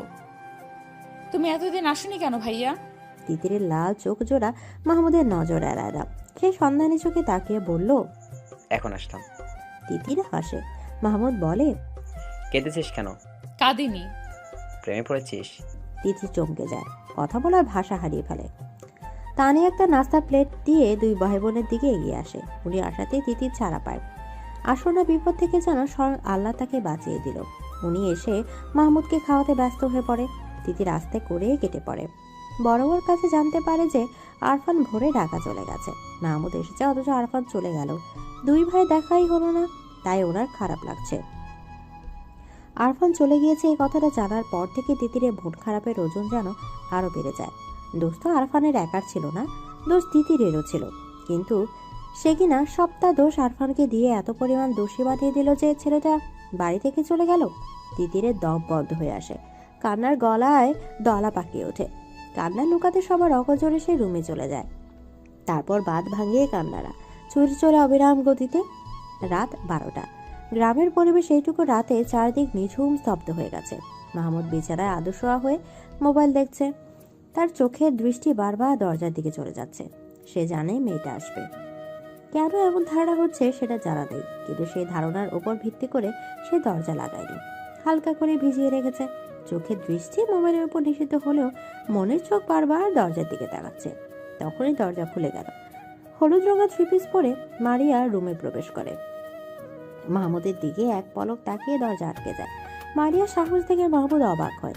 এতদিকে দরজা লাগানোর সাহসও সঞ্চয় করে ফেলেছে। বাহ, উন্নতি হয়েছে তো। দরজা লাগিয়ে মারিয়া এক পাও এগিয়ে আসে না। দরজার সামনে থেকে মাহমুদের দিকে তাকিয়ে আছে। মাহমুদ হাতের মোবাইল বিছানায় রেখে মারিয়াকে বিব্রত করতেই কিনা এক দৃষ্টিতে মারিয়ার দিকে তাকিয়ে থাকে, কিন্তু মারিয়া বিব্রত হয় না, বরং 2 কদম এগিয়ে আসে। মাহমুদ বলল, কি সমস্যা? সেটা তো আপনি বলবেন। কি বলবো? আপনার কি সমস্যা? আমার তো কোনো সমস্যা নেই। যদি সমস্যা নাই থাকে তাহলে সবাইকে ভালো মন্দ জিজ্ঞেস করলেন, অথচ সারাদিনে একবারও আমাকে জিজ্ঞেস করলেন না আমি কেমন আছি।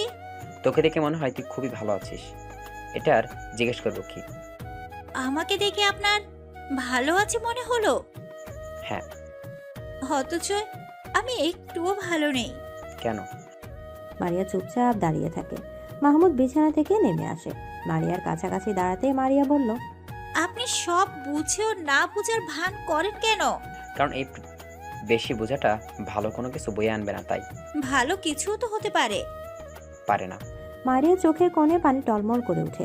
বুকে ব্যথা হয়, ফিসফিস করে বলল, মাহমুদ ভাই। মারিয়ার কথা শেষ করার আগে তাকে থামিয়ে মাহমুদ বলল, এত রাতে আমার রুমে এসেছিস কেন?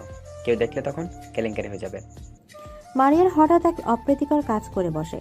হাঁটু মুড়ে মাহমুদের পা আঁকড়ে ধরে বলল, আপনি আমাকে এত অবহেলা করবেন না প্লিজ। আমার মনে হয় আমি মরে যাব। মারিয়ার কাছে মাহমুদ বিব্রত হয়, হাত দিয়ে মারিয়াকে উঠাতে চায়। মারিয়া কান্না ভেজা গলায় বলল, এত ভালোবাসা আপনার চোখে পড়ছে না? কথা দিচ্ছি আমার মতো করে দুনিয়ায় আর কেউ আপনাকে ভালোবাসবে না। মাহমুদের বুকটা কেমন খা খা করে ওঠে। মারিয়ার কান্না তার একদম ভালো লাগে না। সে মারিয়াকে টেনে তুলে। এই প্রথমবারের জন্য মারিয়ার চোখের পানি পরম যত্নে মুছে দেয়। আস্তে করে বলে, আবার কান্নাকাটি কেন? মারিয়া কোনো কথা বলে না। মাহমুদ খুব কাছ থেকে মারিয়াকে দেখে উপলব্ধি করে সে হারিয়ে গেছে। তবে হারিয়েছে সেটা না জানা থাকলেও এটুকু বুঝতে পারছে অনেক আগেই গোপন কুটিরতে এই নারী জায়গা করে নিয়েছে। সে আস্তে করে বলল, এখন রুমে যা। মারিয়া আর বেহা হওয়ার সাহস করে না, চুপচাপ রুমে চলে যায়। সকালে নাস্তার টেবিলে সবাই উপস্থিত। শাহাবুদ্দিন খান মাহমুদকে ছোটবেলা থেকেই খুব আদর করে। নিজের কাঁধে করে কত হেঁটেছেন তার কোনো হিসাব নেই।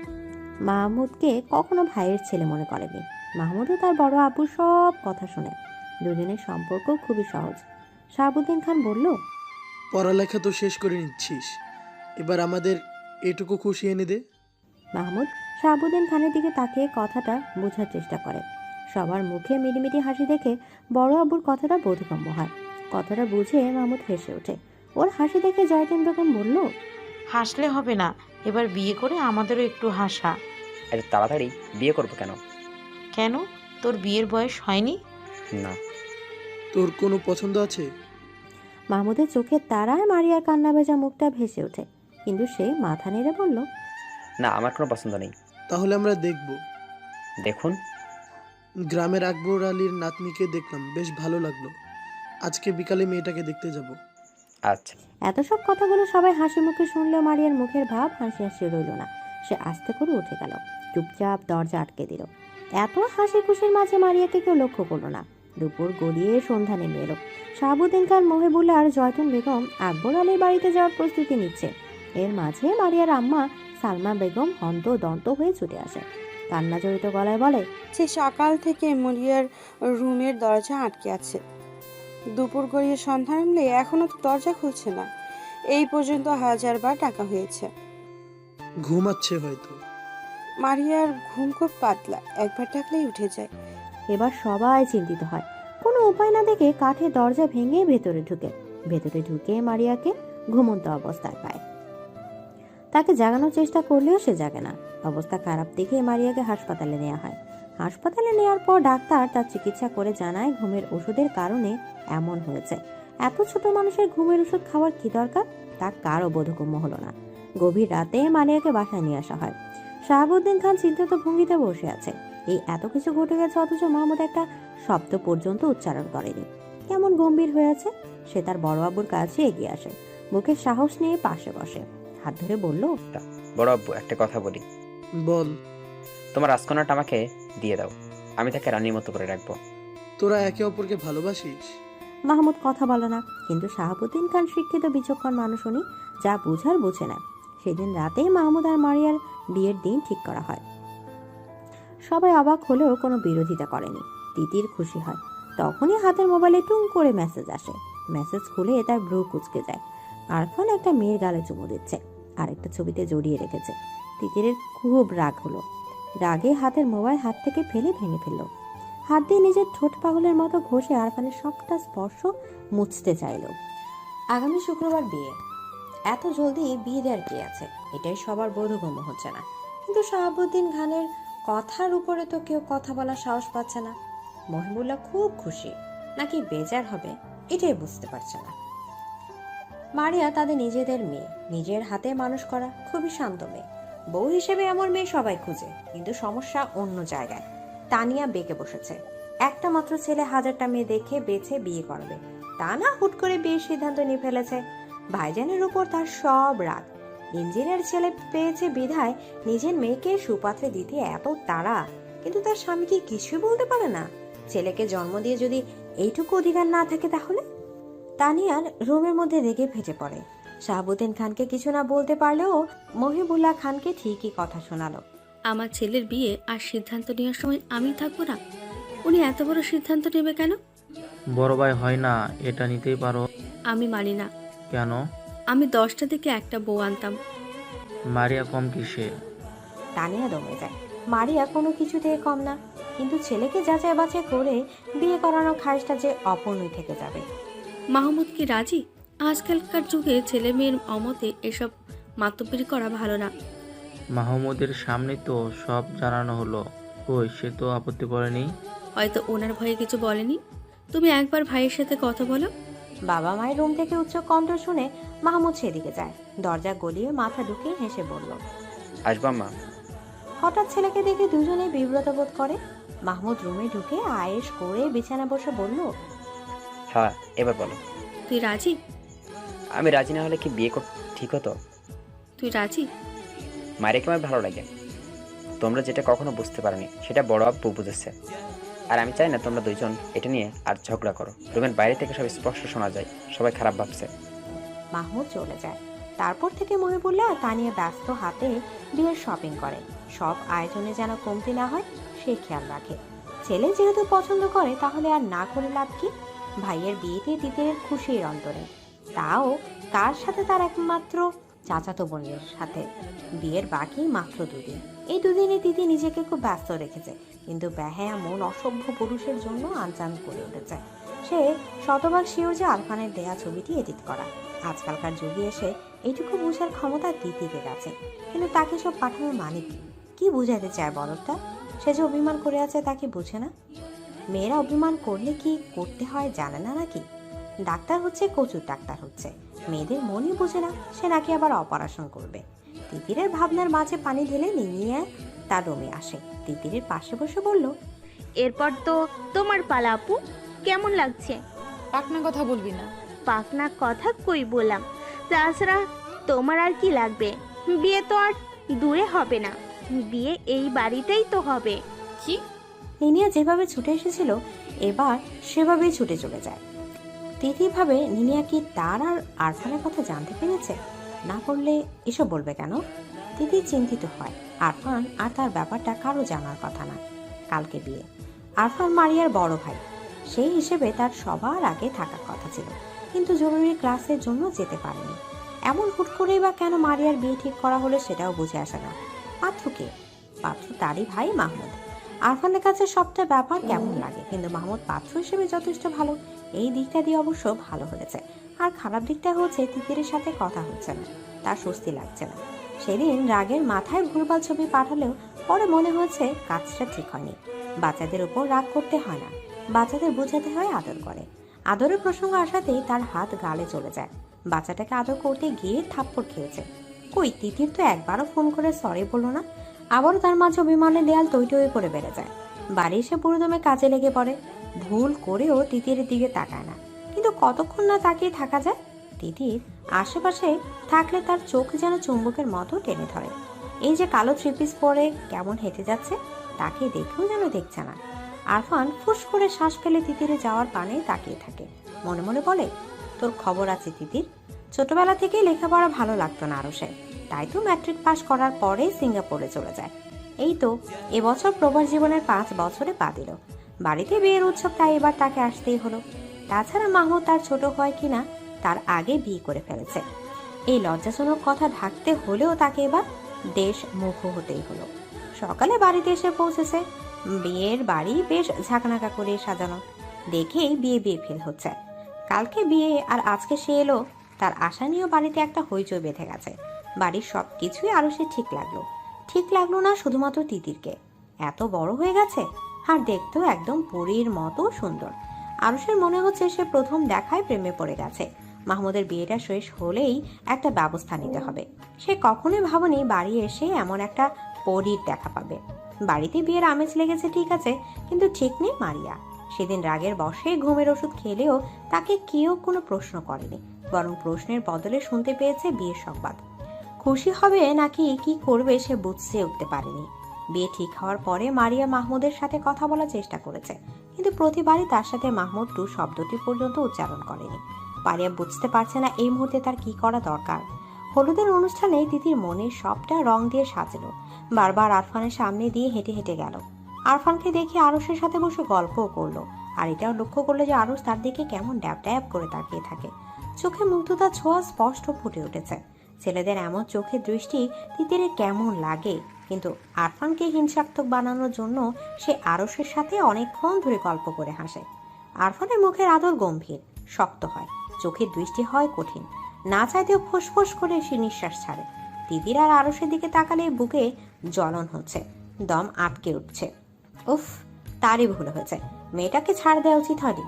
থাপ্পড় দিক, না হয় মেরে ফেলুক, তাও এই পাখিকে জাপটে ধরে রাখা উচিত ছিল। গভীর রাত, ঘড়ির কাঁটা 3টা ছুঁই। বাড়িতে মেহমান ভরপুর। তিতির মারিয়ার সাথে ঘুমানোর জন্য এসেছে, কিন্তু কিছুতেই ঘুম আসছে না। তার মনে হচ্ছে আরফান তাকে দেখেছে। সে উঠে বসে, ঘুমন্ত মারিয়ার দিকে তাকিয়ে আস্তে করে রুম থেকে বেরিয়ে যায়। রুম থেকে বেরিয়েই তিতির স্তব্ধ হয়ে যায়। আরফান রুমের সামনে দাঁড়িয়ে আছে, যেন তারই অপেক্ষা ছিল। তিতির বের হওয়ার পর কোনো কথা বলার সুযোগ না দিয়ে 5 গোলা করে নেয়, তারপর দ্রুত পা ফেলে ছাদে চলে যায়। তিতির পুরনো সময় নিঃশ্বাস বন্ধ করেছিল। কেউ দেখে ফেলে কিনা ভয়ে বুকটা ছটফট করছিল। আরফানের গলায় তার হাত দিয়ে আঁকড়ে ধরে রেখেছিল। ছাদে গিয়ে আরফান তিতিরকে নামায়। জোরে কয়েকবার নিঃশ্বাস ফেলে রাগে চোখে তাকিয়ে থাকে। তিতির চুপচাপ তাকিয়ে আছে। আরফান তিতির উপর হেলে পড়ে, চেপে ধরে তিতিরের ছোট শরীর। তিতির কেঁপে ওঠে, কিন্তু এমন কিছুর জন্য যেন সে আগে প্রস্তুত ছিল। ফিসফিস করে বলে, কেউ আসবে। আসবে না? সরুন। না। তিতির চুপচাপ আরফানের দিকে তাকিয়ে আছে। কেউ কাউকে না বললেও দুজনেই জানে দুজনের মনের কথা। আরফানকে এত কাছ থেকে দেখে মুখটা কেমন করছে, গায়ের মিষ্টি ঘ্রাণে নেশা ধরে যাচ্ছে। তিতির বিভোর হয়ে তাকিয়ে থাকে। আরফান তিতির হাতের আঙুলের ভাঁজে নিজের হাত ছুঁয়ে বলল, আরশ ভাইয়ের এত কাছে কেন গেলি? ভাইয়া না, এমনি গল্প করলাম। আরফান তিতিরের গালে ছোট চুমু দিয়ে বলল, হুম, তুই কোনো ছেলের কাছে গেলে আমার একদম ভালো লাগে না। আরে যাব না। আপনি কেন অন্য মেয়ের সাথে ছবি তুললেন, তাও এত খারাপ ভাবে? এডিট ছিল গাধি। আমি বুঝেছি। আমার পাখি তো তাই সব বুঝে। তিতির আর আরফান একে অপর দিকে বিভোর হয়ে তাকিয়ে থাকে। তিতির আরফানের গালে হাত ছুঁয়ে আস্তে করে বলল, সেই দিনের জন্য সরি, আমার ভুল হয়েছিল। ভালোবাসি তিতির পাখি, তোর মনে একটু জায়গা দিবি? আমি তোকে হিনা খুবই কষ্টে থাকি, মরে যাওয়ার প্রয়াস হয়, আমায় আরো বেশি দিন বাঁচতে দিবি? তিতির উত্তরে শক্ত করে আরফানকে জড়িয়ে ধরে, ফিসফিস করে বলল, খুব ভালোবাসি। আরফান তিতিরে ভালোবাসা সাড়া দেয়। আজকে ভালোবাসা দুষ্টু মিষ্টি ছোঁয়া দুজনেই সম্ম দিতে হয়। ভালোবাসা গভীর হয়, দুজনের শ্বাস ঘন হয়ে মিলে মিশে একাকার হয়ে যায়। তিতির আদরে গুঙ্গিয়ে ওঠে, শক্ত করে আঁকড়ে ধরে আরফানের হাতের বাহু। আরফান হাসে, ফিসফিস করে বলল, এইটুকু আদরে এমন বেহাল দশা, তাহলে পরে কি হবে? তিতির হাসে, সেই হাসিতে মিশেছিল একরাশ লজ্জা। সে আরফানের বুকে মুখ লুকায়। আকাশে থালার মতো গোল চাঁদটা দুজনের ভালোবাসা দেখে হাসে। ইস, এভাবে যদি পূর্ণতা পেত তারা, সারা জীবন যদি এভাবে আগলে রাখা যেত। তার তিতিরকে খুব ধুমধামে আনন্দের সাথে বাড়ির প্রথম বিয়ে অনুষ্ঠিত হলো। প্রথমে সবার মনে একটু নাকশ থাকলেও পরবর্তীতে মাহমুদের মনের কথা সবাই জানলে সবাই বেশ খুশি হয়। সানন্দে শাহাবুদ্দিন খানের কথা মেনে নেয়। বাড়ির মেয়ে বাড়িতেই থাকলো, ছেলের বউ হিসেবে বাড়ির শান্ত মেয়েটাকেই আনলো। এর চেয়ে আনন্দের আর কি হতে পারে? আপন বোন আর চাচাতো ভাই দুজনের বিয়েতে কোনো কিছু কমতি রাখতে রাজি না আরফান। মারিয়াকে পরীর মতো করে সাজানো হয়েছে। মারিয়াকে গম্ভীর মুখ মাহমুদের সাথে বসে ছবি তোলা হয়। মারিয়া কাঁচুমুচু করে মাহমুদের দিকে তাকায়। বরবেশে মাহমুদকে দেখার তীব্র ইচ্ছা দমিয়ে রাখতে পারেনি। সে তাকানোতে মাহমুদ তার দিকে রাগী চোখে গম্ভীর দৃষ্টি নিয়ে দেখে। মাহমুদের এমন দৃষ্টি দেখে মারিয়া ভরকে যায়। সোজা তাকিয়ে ভাবে, মাহমুদ এভাবে তাকাচ্ছে কেন? সে তো এখন তার স্ত্রী, তাহলে এভাবে তাকাবে কেন? একটু নরম করে আদর মাখা চোখে তো তাকাতেই পারতো, তাই না? নাকি মাহমুদ তাকে বিয়ে করে সুখী না? হাজারো চিন্তায় জর্জরিত হয়ে মারিয়ার মন খারাপ হয়ে যায়। মুহূর্তেই মুখের রং বদলে যায়। আরফান ছবি তুলছিল। সদ্য বিবাহিত স্বামী স্ত্রীর এমন গম্ভীর রূপ দেখে বলল, দুজন একটু হাস, মুখটা এমন করে রেখেছিস কেন? আরফানের কথায় দুজনেই হাসার চেষ্টা করে। তিতির পাশ থেকে বলল, ভাই একটু কাছে যাও, এত দূরে বসেছো কেন? তিতির কথায় মাহমুদের খুব রাগ হয়। চোখ পাকিয়ে বোনের দিকে তাকায়, ঠিক আছে, কিন্তু এত মানুষের মাঝে কিছু না বলে বাধ্য ছেলের মতো কাছে যায়। রোমান্টিক ভঙ্গিমায় কয়েকটা ছবি তুলে আবার আগের অবস্থানে বসে পড়ে। একটু সময়ের জন্য মাহমুদ যখন কাছে এসেছিল তখন মারিয়ার বুকটা ধুকপুক করে জানান দিচ্ছিল মাহমুদ তার স্বামী, তার একান্ত ব্যক্তিগত পুরুষ। এই পুরুষটা কাগজে কলমে তার নামে লেখা হয়ে গেছে, এখন অন্তরে লেখা বাকি। মাহমুদের অন্তরে মারিয়া আছে কি নেই তা সে জানে না, অবশ্য আস্তে আস্তে জেনে নেবে। তার দৃঢ় বিশ্বাস সে মাহমুদের ভালোবাসা জয় করেই নেবে। মারিয়া আবার এটাও ভাবে যে মাহমুদ রাজি না হলে কি আর বিয়ে হতো? সব প্রশ্নের উত্তর রাতেই মিলবে। তিতির আজকে লুকিয়ে বেড়াচ্ছে। এতদিনে চেনা চাচাতো ভাইকে নিজের সঙ্গী হিসেবে ভাবতেই লজ্জায় গাল ভারী হচ্ছে।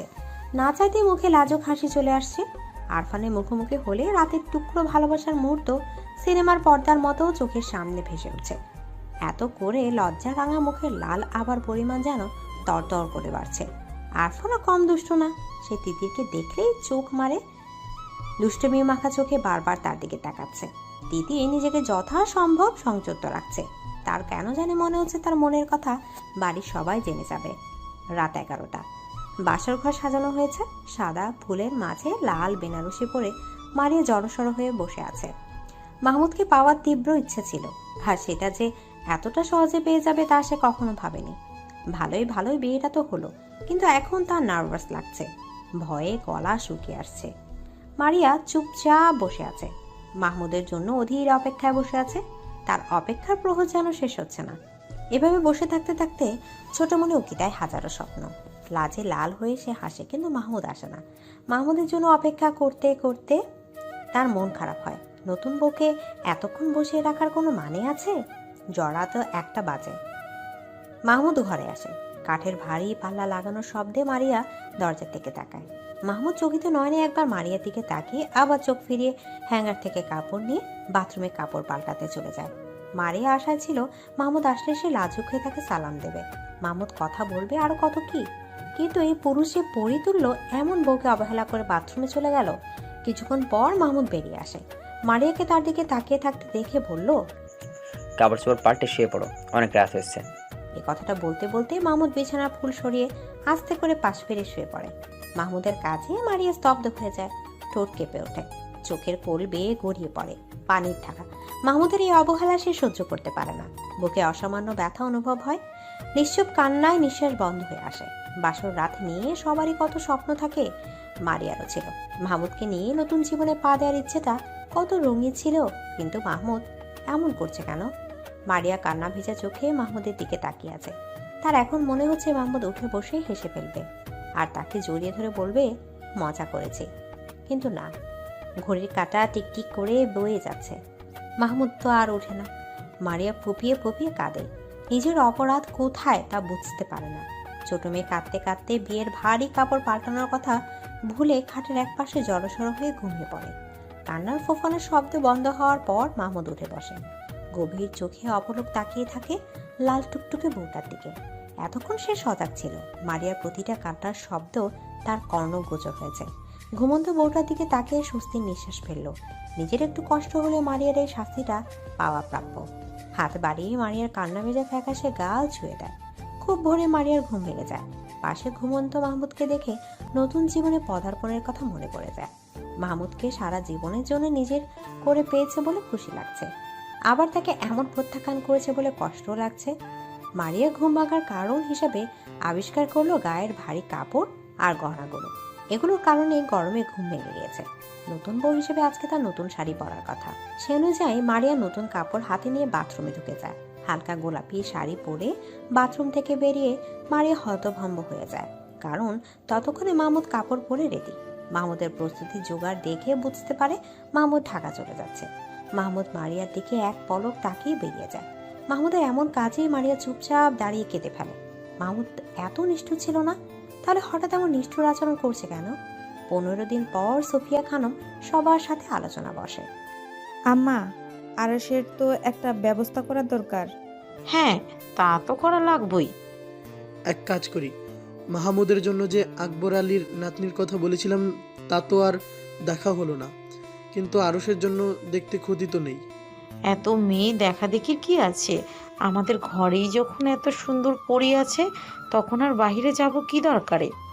জয়তুন বেগমের কথায় সবাই চমকে যায়। উনি যে তিতিরের কথা বলছে এটা কারো বোঝার বাকি নেই। তিতিরের মা প্রতিবাদ করে, বলল, আম্মা, দিদি তো অনেক ছোট, এসব বলবেন না। তুমি চুপ থাকো, মহিলাদের এত কথা ভালো না। আম্মা, তিতিরকে কিভাবে বিয়ে দেব? ও তো ছোট। মারিয়াও তো তিতিরের বয়সী। মাশাল্লাহ, কি সুন্দর বিবাহিত জীবন। না, বুবুতা হয় না। আমার একটা মেয়ে, আমার অনেক স্বপ্ন। আমার ছেলে কি ফেলানো? বেয়াদবের মতো তর্ক করবি না।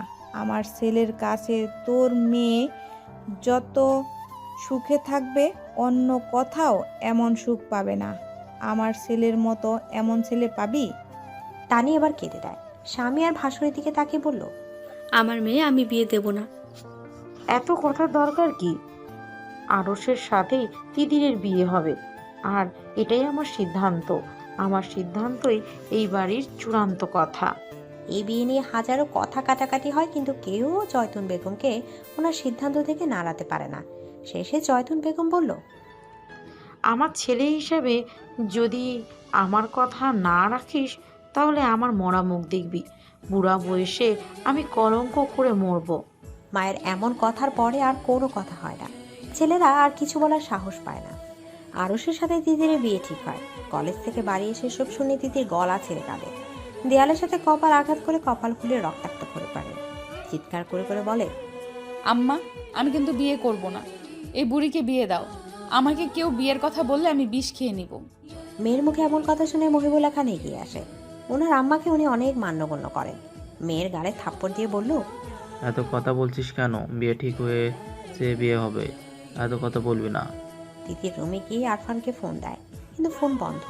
বন্ধ ফোনের দিকে তাকিয়ে তিতির কেঁদে দেয়। তিতির সিদ্ধান্ত নেয় যে আরমানের কথা সবাইকে বলে দেবে। চুপ থেকে প্রিয় মানুষকে হারানো কোনো মানে হয় না।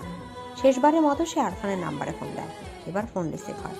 উপাস থেকে আদরে কণ্ঠ ভেসে আসে, সরি সোনা, আমি ক্লাসে ছিলাম। তুমি কতগুলো ফোন দিয়েছো। আমাকে কি খুব বেশি মিস করছে আমার তিতিরটা? আমাকে তো বিয়ে দিয়ে দিচ্ছে। বাচ্চা মেয়েকে বিয়ে করবে কে? সত্যি আপনার বিশ্বাস হচ্ছে না? আরফান এবার চিন্তিত হয়। তিতিরে কান্না ভেজা গলা স্বর কানে লেগেছে।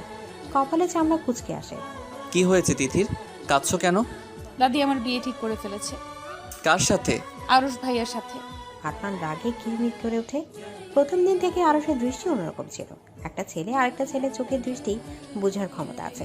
আরফান আরশের চোখের ভাষা বুঝতে পেরেছে, কিন্তু ভাবেনি ব্যাপারটা এত দূরে দেবে।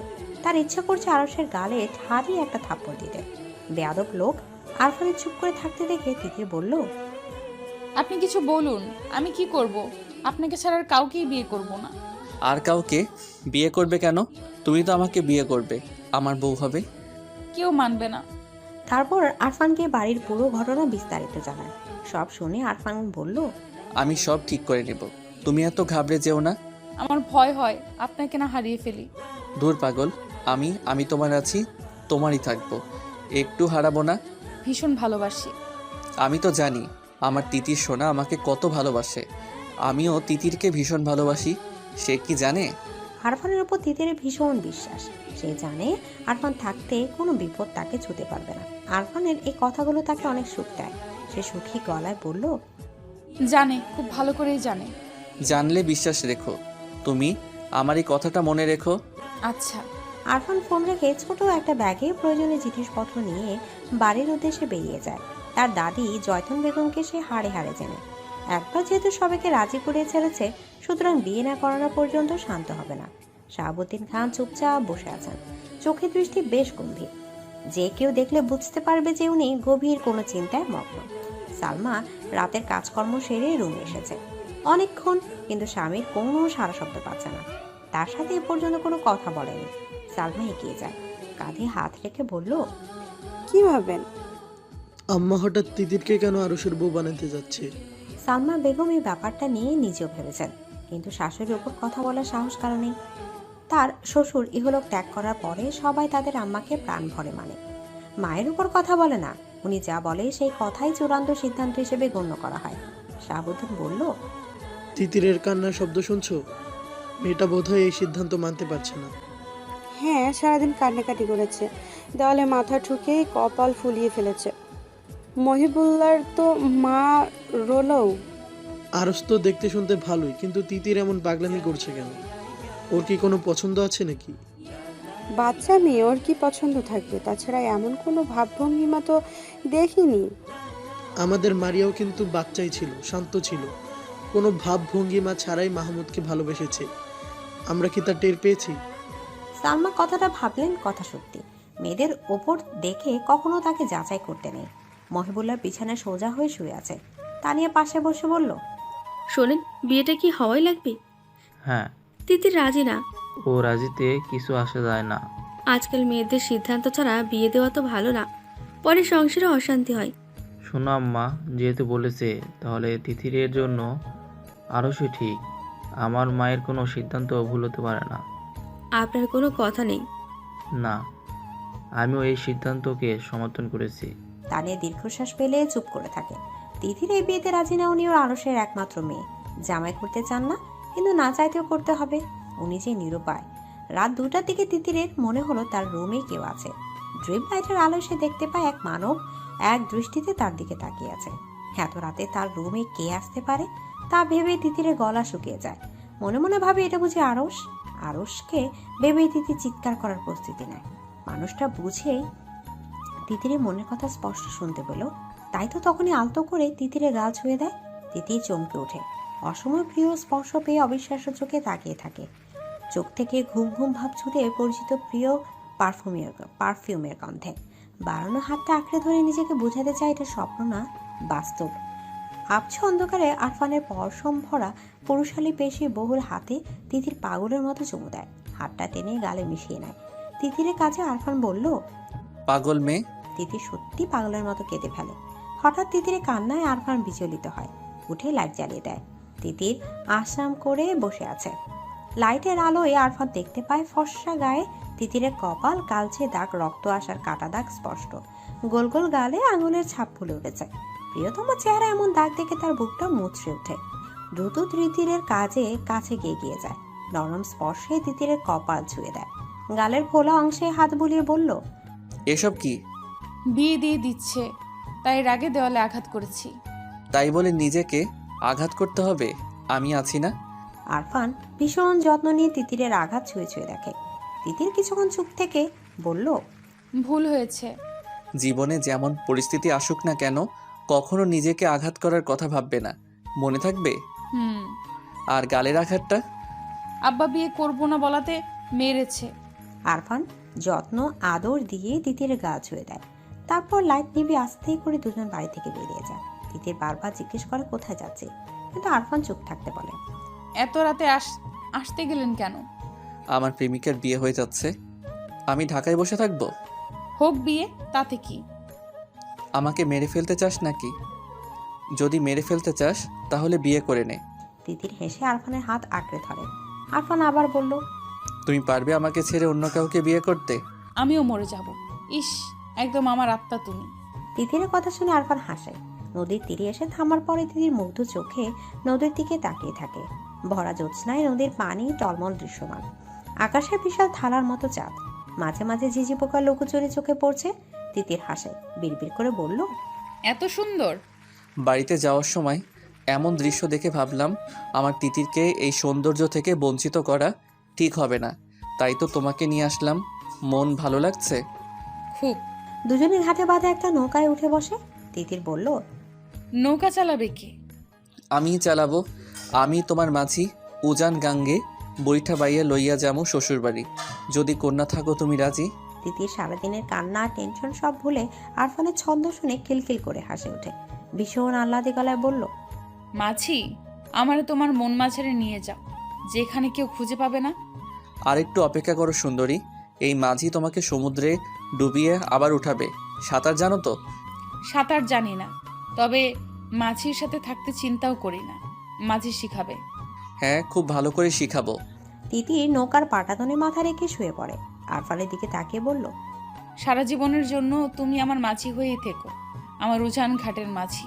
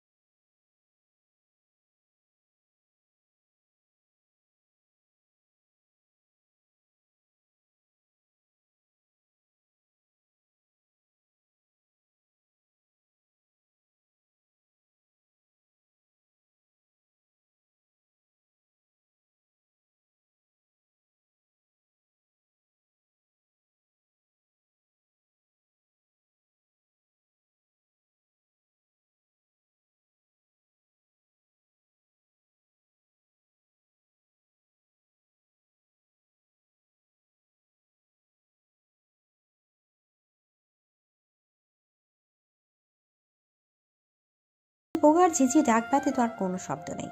চারপাশ স্তব্ধ হয়ে আছে। আকাশে চাঁদ তারা মিটিমিটি হেসে যেন তাদের ভালোবাসা দেখছে। এমন মধুর পরিবেশে যদি প্রিয়তমা পাশে থাকে, তাহলে আরফান ঠিক থাকে কি করে?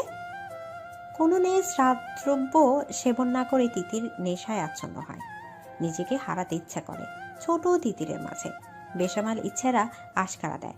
তার এমন দিশেরা অবস্থায় তিতির যখন আবদার করে সে রোজ আর জ্যাকের মতো পাখি হতে চায়, তখন আরফানের ইচ্ছে করে জ্যাকের মতো রোজকে আদর করতে, একটু ছন্ন ছাড়া হতে। আরফান নিজেকে শান্ত করতে জোরে নিঃশ্বাস ফেলে। তিতির আরফানের শান্ত অথচ চঞ্চল চোখের দিকে তাকায়। তার বুকের খাঁচার হৃৎপিণ্ডটা বেসামাল ভাবে লাফাচ্ছে। আরফানকে খুব ভালোবাসতে ইচ্ছে করছে। পাগলের মতো আরফানের বুকে লেপ্টে থাকতে ইচ্ছা করছে। তিতির খুব ভালো করে জানে এই ভাবনাগুলো ভাবা অন্যায়, কিন্তু তার অবাধ্য পাগলাতে মনে এগুলো ভাবছে। নিঝুম রাতে প্রিয় মানুষের আঙুলের মৃদু ছোঁয়া তার বুক কাঁপিয়ে দিচ্ছে। আরফানের এমন শান্ত চোখের দৃষ্টি তাকে আরো পাগল করে দিচ্ছে। আরফানের গায়ের ভীষণ পরিচিত গ্রামটা এত ভালো লাগছে। আরফান হাসে, হাতে দিয়ে তিতিরের দুহাত আঁকড়ে ধরে পাখির মতো ডানা মেলে। দুজন চোখ বন্ধ করে রাখে। খোলা নদীর উত্তাল বাতাসে কপত কপতিকে নিবিড় ভাবে ছুঁয়ে যায়। আরফান তিতিরের কানের কাছে মুখ নিয়ে ফিসফিস করে বলল, ভালো লাগছে? ভীষণ। আরফান তিতিরের দিকে তাকিয়ে থাকে। তিতির আরফানের বুকে পিঠ লাগিয়ে সামনে তাকিয়ে চোখ বন্ধ করেছিল, কিন্তু হঠাৎ অনুভব করে গলার ঠোঁটের স্পর্শ। তিতিরের সর্বাঙ্গ কেঁপে ওঠে। অবশ হয়ে আসতে চায় হাত পা। সে চোখ খুলে তাকায়, মাথা ঘুরিয়ে আরফানের দিকে তাকায়। আরফানকে তখন অন্যরকম লাগছিল, নেশায় আচ্ছন্ন হয়েছিল। দুজনের চোখে চোখে কথা হয়। আরফান টুপ করে তিতিরের ঠোঁট স্পর্শ করে বলল, ভালোবাসি। তিথির এক দৃষ্টিতে তাকিয়ে আছে। তিতিরের চোখের ভাষায় কিছু ছিল যা আরফানের বুক কাঁপিয়ে দিল। মাঝ নদীতে এক গভীর চুম্বনের সূচনা হলো। উন্মাদ হয়ে গেল দুজন। কিছুক্ষণ পর আরফান শক্ত করে তিতিরকে আঁকড়ে ধরে ফিসফিস করে বলল, আমি সবাইকে মানিয়ে জলদি বিয়ে করে নেব, প্রমিস। তুমি খুব দুষ্টু, আমি তোমাকে বিয়ে করব না। কাকে করবে? আরশকে? না, তোমাকে। নৌকার পাটাতনে দুজন শুয়ে আকাশের দিকে তাকিয়ে থাকে। চাঁদটা কেমন ঝলঝল করছে।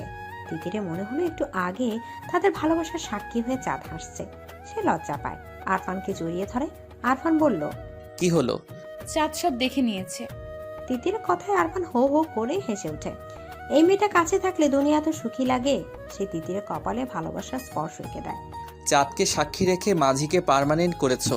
চাঁদকে সাক্ষী রেখেই মাঝির আদরে আদুরে বলে, তুমি আমার মাছি। আজকে আমার তিতির আমাকে তুমি করে বলছে। মাছি তো খুব দুষ্টু। আরফান হাত বাড়িয়ে নদী থেকে পানি এনে তিতিরের গায়ে দেয় আর বলে, মাঝিরা দুষ্টুই হয় গো সুন্দরী। গভীর রাত, সবাই ঘুমালেও মারিয়ার চোখের তারায় যেন ঘুম দেখা নেই। মাহমুদ তার ঘুম করে নিয়েছে।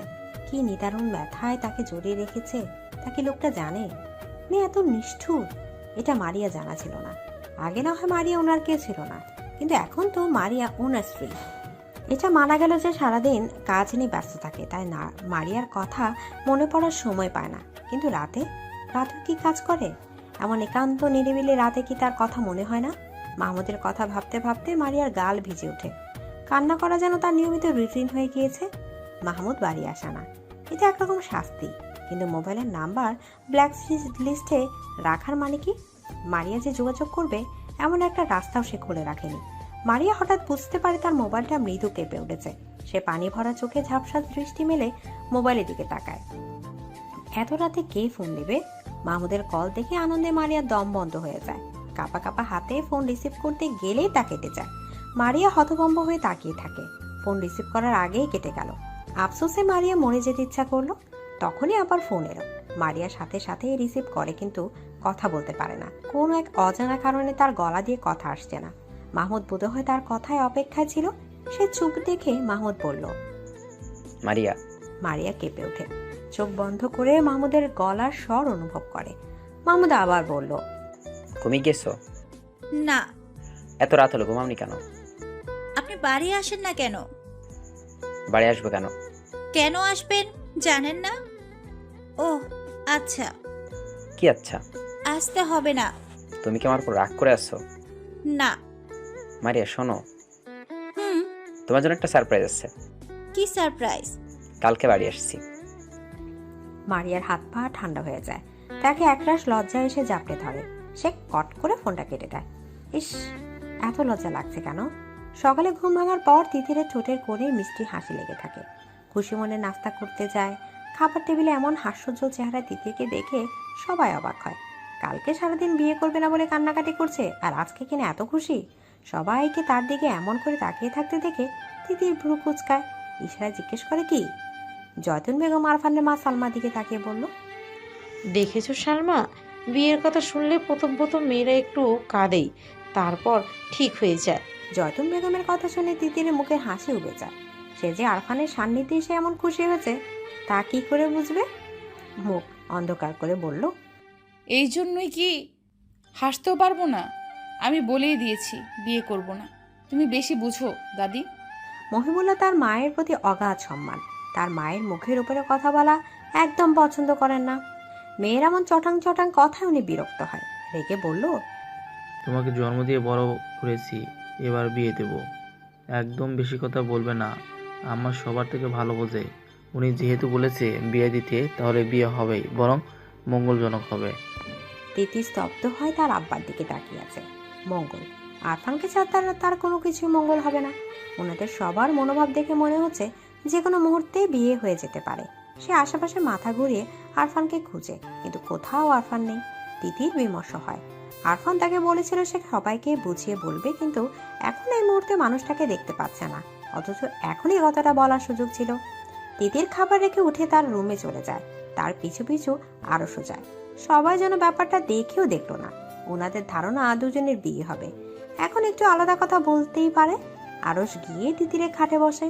তিতির আরশের দিকে তাকিয়ে বলল, কি ব্যাপার ভাইয়া? এখানে এসেছেন কেন? হবু বউয়ের কাছে আসতে সমস্যা কি? আপনার হবু বউকে? তুমি? আমি আপনাকে বিয়ে করব না, এই আশায় ঘুম নষ্ট করবেন না। না, এখন তো মন ভরে ঘুমাচ্ছি, বিয়ের পরে এই ঘুমের ব্যাঘাত ঘটাবো। আরফান হাই তুলতে তুলতে রুমে ঢুকে তিতিরের বিছানায় শুয়ে আরশের দিকে তাকিয়ে পড়ল। ঘুমের ব্যাঘাত ঘটাবেন কেন?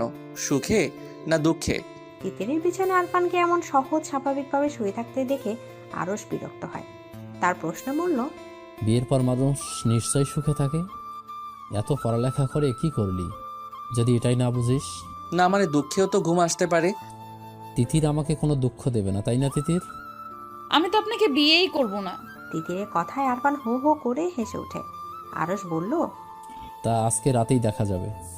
আরশের কথায় দুজনেই চমকে যায়। তিতির বলল, মানে? বলা বারণ, সময় মতো জানতে পারবে। আরশ চলে গেল। তিতির স্তব্ধ হয়ে তাকিয়ে থাকে। আরফান হাতের ইশারায় তিতিরকে চুমু দিয়ে বলল, নো চাপ বেবি, मैं हूं ना। তিতির হাসে। আরফান উঠে বেরিয়ে যায়। যাওয়ার আগে তিতিরে কপালে পড়ে থাকা চুলগুলোতে ফু দিয়ে আরো এলোমেলো করে দিয়ে বলে, তুমি আমাকে বিয়ের প্রস্তুতি নাও, দেখা যাবে যে কোনো মুহূর্তে এসে বলবো কবুল বলো তিতির। আরফানের পাগলামিতে তিতির হাসে। আরশের পক্ষে যদি বাড়ির সবাই থাকে তাহলে আরফানের পক্ষে শুধুমাত্র সে থাকবে, আর তার ধীর বিশ্বাস যে আরফান তাকে নিজের করে নিতে পারবে। দুপুর হতে হতে আরফান আর তিতির এটা বুঝতে পারে যে আরশের সাথে আজকে বিয়ে হয়ে যাবে। আরফান হাসে। সন্ধ্যা নাগাদ সবার অগোচরে তিতিরকে নিয়ে বেরিয়ে যায়। ঘণ্টাখানেক পর দুজন ফিরে আসে। বাড়িতে ততক্ষণে হট্টগোল পড়ে গিয়েছে। শাহাবুদ্দিন আরফানের সামনে দাঁড়িয়ে বলল, কোথায় গিয়েছিলি? আমরা বিয়ে করেছি আব্বা। তিতির সুখ নাকি দুঃখ কোনটা অনুভব করছে সেটা তার বোধগম্য হচ্ছে না। তার শরীর মৃদু কাঁপছে। আরফানের হঠাৎ সিদ্ধান্তে সে তৎক্ষণাৎ ভাবনায় পড়ে গিয়েছিল। সবাইকে না জানিয়ে বিয়ের মতো এমন গুরুত্বপূর্ণ সিদ্ধান্ত একা নেয়া কি যে সে কথা? কিন্তু তার আরফানের দিকে তাকে মনে হলো এখন এই মুহূর্তে সে সায় না জানায় তাহলে সারা জীবনের জন্য প্রিয় মানুষকে হারিয়ে অপ্রিয় মানুষের বুকের অনিচ্ছা যেতে হবে। বুমড়ে কেঁদে মরতে হবে আজীবন। তিতি চোখ বন্ধ করে সিদ্ধান্ত নেয়। আরফান তো বাইরে কোনো ছেলে না, সবার চেনা জানা নিজেদের ছেলে। হয়তো প্রথমে একটু ঝামেলা হবে, কিন্তু পরে তো সব ঠিক হয়ে যাবে। কিন্তু এখন যদি সবার ভয়ে তার দিকে আরফানের বাড়িতে দেয়া হাতটা শক্ত করে না ধরে, তাহলে এই মানুষটাকে সারা জীবনের জন্যও হারাতে হবে। এটা তিতির কখনোই মানতে পারবে না। তাছাড়া তার ভালোবাসা কি এতই ঠুনকো নাকি যে হাত ছেড়ে দেবে? সবার রুদ্র মূর্তি দেখে তিতিরে বুকটা ধরাস ধরাস করে কেঁপে ওঠে। সে আরফানের পেছনে গিয়ে দাঁড়ায়। সবকিছু আরফানই মোকাবেলা করবে। আরফান তার সদ্য বিবাহিতা স্ত্রীর দিকে তাকে বুঝতে পারে তিতির ভয় পাচ্ছে। সে সবার অগোচরে হাতের মৃদু চাপে তাকে আশ্বস্ত করে দেয়। তিতির আরফানের পিঠের কাছের শার্ট শক্ত করে ধরে। শাহাবুদ্দিন খান আরফানের দিকে শক্ত চোখে তাকিয়ে আছে। আরফান সবার দিকে তাকিয়ে মনোভাব বোঝার চেষ্টা করছে। শাহাবুদ্দিন খান কোনো কথা না বলে ঠাস করে আরফানের গালে থাপ্পড় দিয়ে ফেলে। ওনার এমন কাজে উপস্থিত সবাই হতভম্ব হয়ে যায়। শাহাবুদ্দিন খান আর মারার আগে সালমা বেগম ছেলেকে আঁকড়ে ধরে বাধা দেয়। গায়ে হাত তুললেন কেন? ছেলে কি এখনো ছোট আছে? যা বলার মুখে বললেন। তুমি সামনে দাঁড়িয়েছো কেন? ওকে কথা বলতে দাও। সালমা বেগম সরে দাঁড়ান। আরফান মাথা নিচু করে দাঁড়িয়ে আছে। আরফানের এখনো বিশ্বাস হচ্ছে না সে তার আব্বা তাকে মেরেছে। তার মুখের থমথম ভাব পেছনে দাঁড়ানো তিথির টের পায়। সে ডুকরে কেঁদে ওঠে। শাহাবুদ্দিন খান বলল, এমন কাজ করার মানে কি? বিয়ের বয়স হয়েছে না? বিয়ের বয়স হলে আমাকে বলতি। তাছাড়া বিয়ে করার জন্য কি দেশে আর কোনো মেয়ে ছিল না? ওর ভাই আমার বোনকে বিয়ে করেছে, তাই আমি ওকে বিয়ে করেছি। আরফানের এমন যুক্তি শুনে সবাই হতভম্ব হয়ে যায়। জয়তুন বেগমের সিদ্ধান্ত যে আরফান তাদের এমন হাতের তুড়িতেই নষ্ট করে দেবে তা কে জানতো? উনি রাগে লাল হয়ে বলল, বিয়াদবের মতো কথা বলিস না।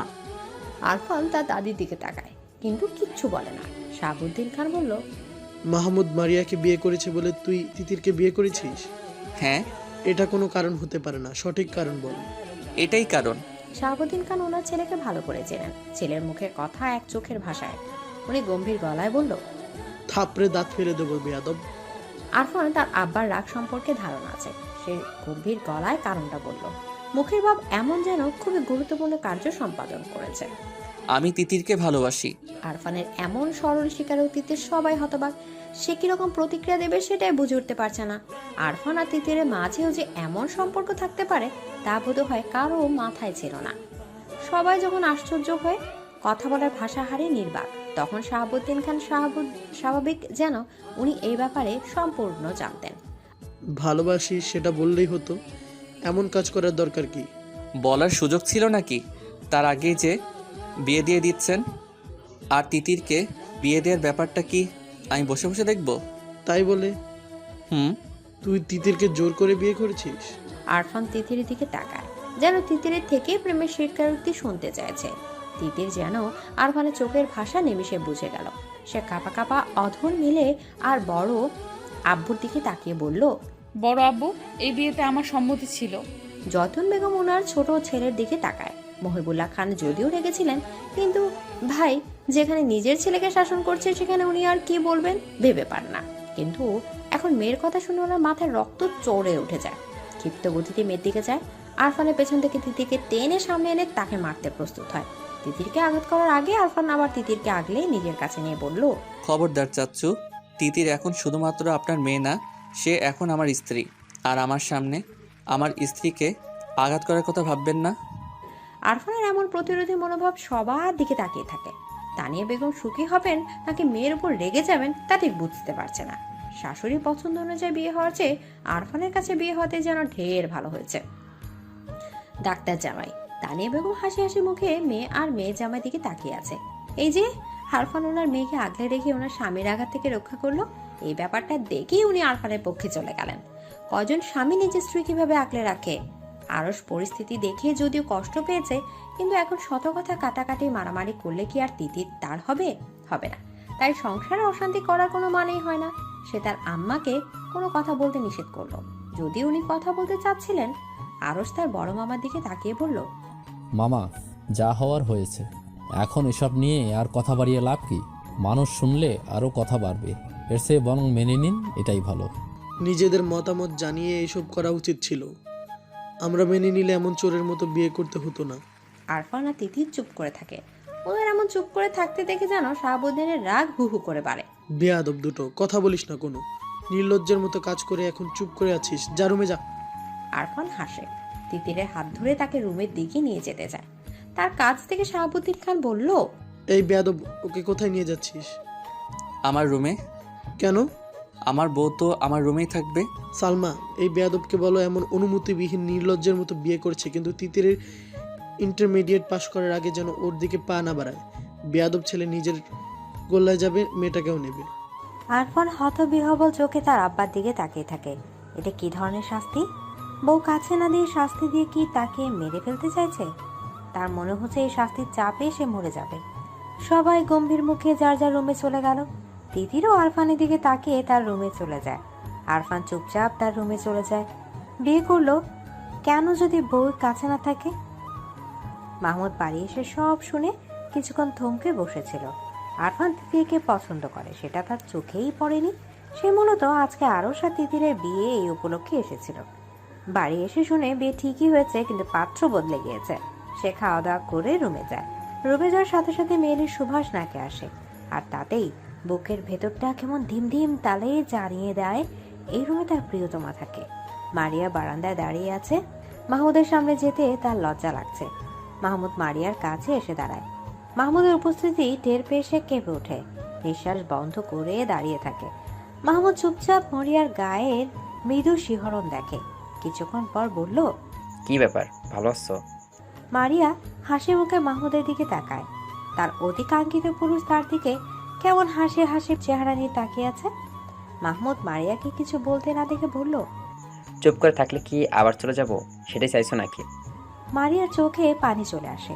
চলে যাবে? কত কান্না! আল্লাহ দরবারে ফরিয়াদ করেছে যেন মাহমুদ ফিরে আসে।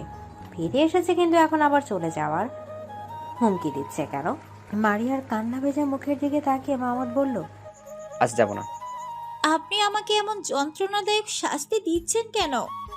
তুমি তোমাকে শাস্তি দিয়েছো। কিভাবে? নিজেকে শেষ করে দিতে চেয়েছো। এর থেকে বড় শাস্তি আর কি হতে পারে? মারিয়া অবাক হয়ে মাহমুদের দিকে তাকিয়ে আছে। মাহমুদ হেসে বলল, ভালোবাসি। মারিয়া লজ্জা পায়। লাজুক হেসে রুমে চলে যায়। সেদিকে তাকিয়ে মাহমুদ বলল, রুমে গেলে তো আর লজ্জা পাবে, লজ্জাবতী বউ। মাহমুদ রুমে যায় না, নিজেকে প্রস্তুত করে মারিয়াকে প্রস্তুত হতে সময় দেয়। সত্যি বলতে তার লজ্জা লাগছে। বিয়ে করা বউয়ের কাছে যেতে এত লজ্জা লাগছে, তা থেকে আকাশের ক্ষয়ে যাওয়া চাঁদ মিটিমিটি হাসে, সেই হাসির সাথে মাহমুদেরও হাসি প্রশস্ত হয়। রাত 12টা। তিতিরের সাথে তানিয়া আক্তার ঘুমোতে এসেছে। এই ঘুমানোর হুকুম ওনার ভাসুরের দেয়া। আরও একটি হুকুম জারি হয়েছে, তা হলো আগামী 1 বছর আরফান বাড়িতে আসতে পারবে না। আরফান চুপচাপ তাদের সায় জানিয়েছে। এসব ভাবতে ভাবতে তিতিরের মোবাইলের আলো জ্বলে ওঠে।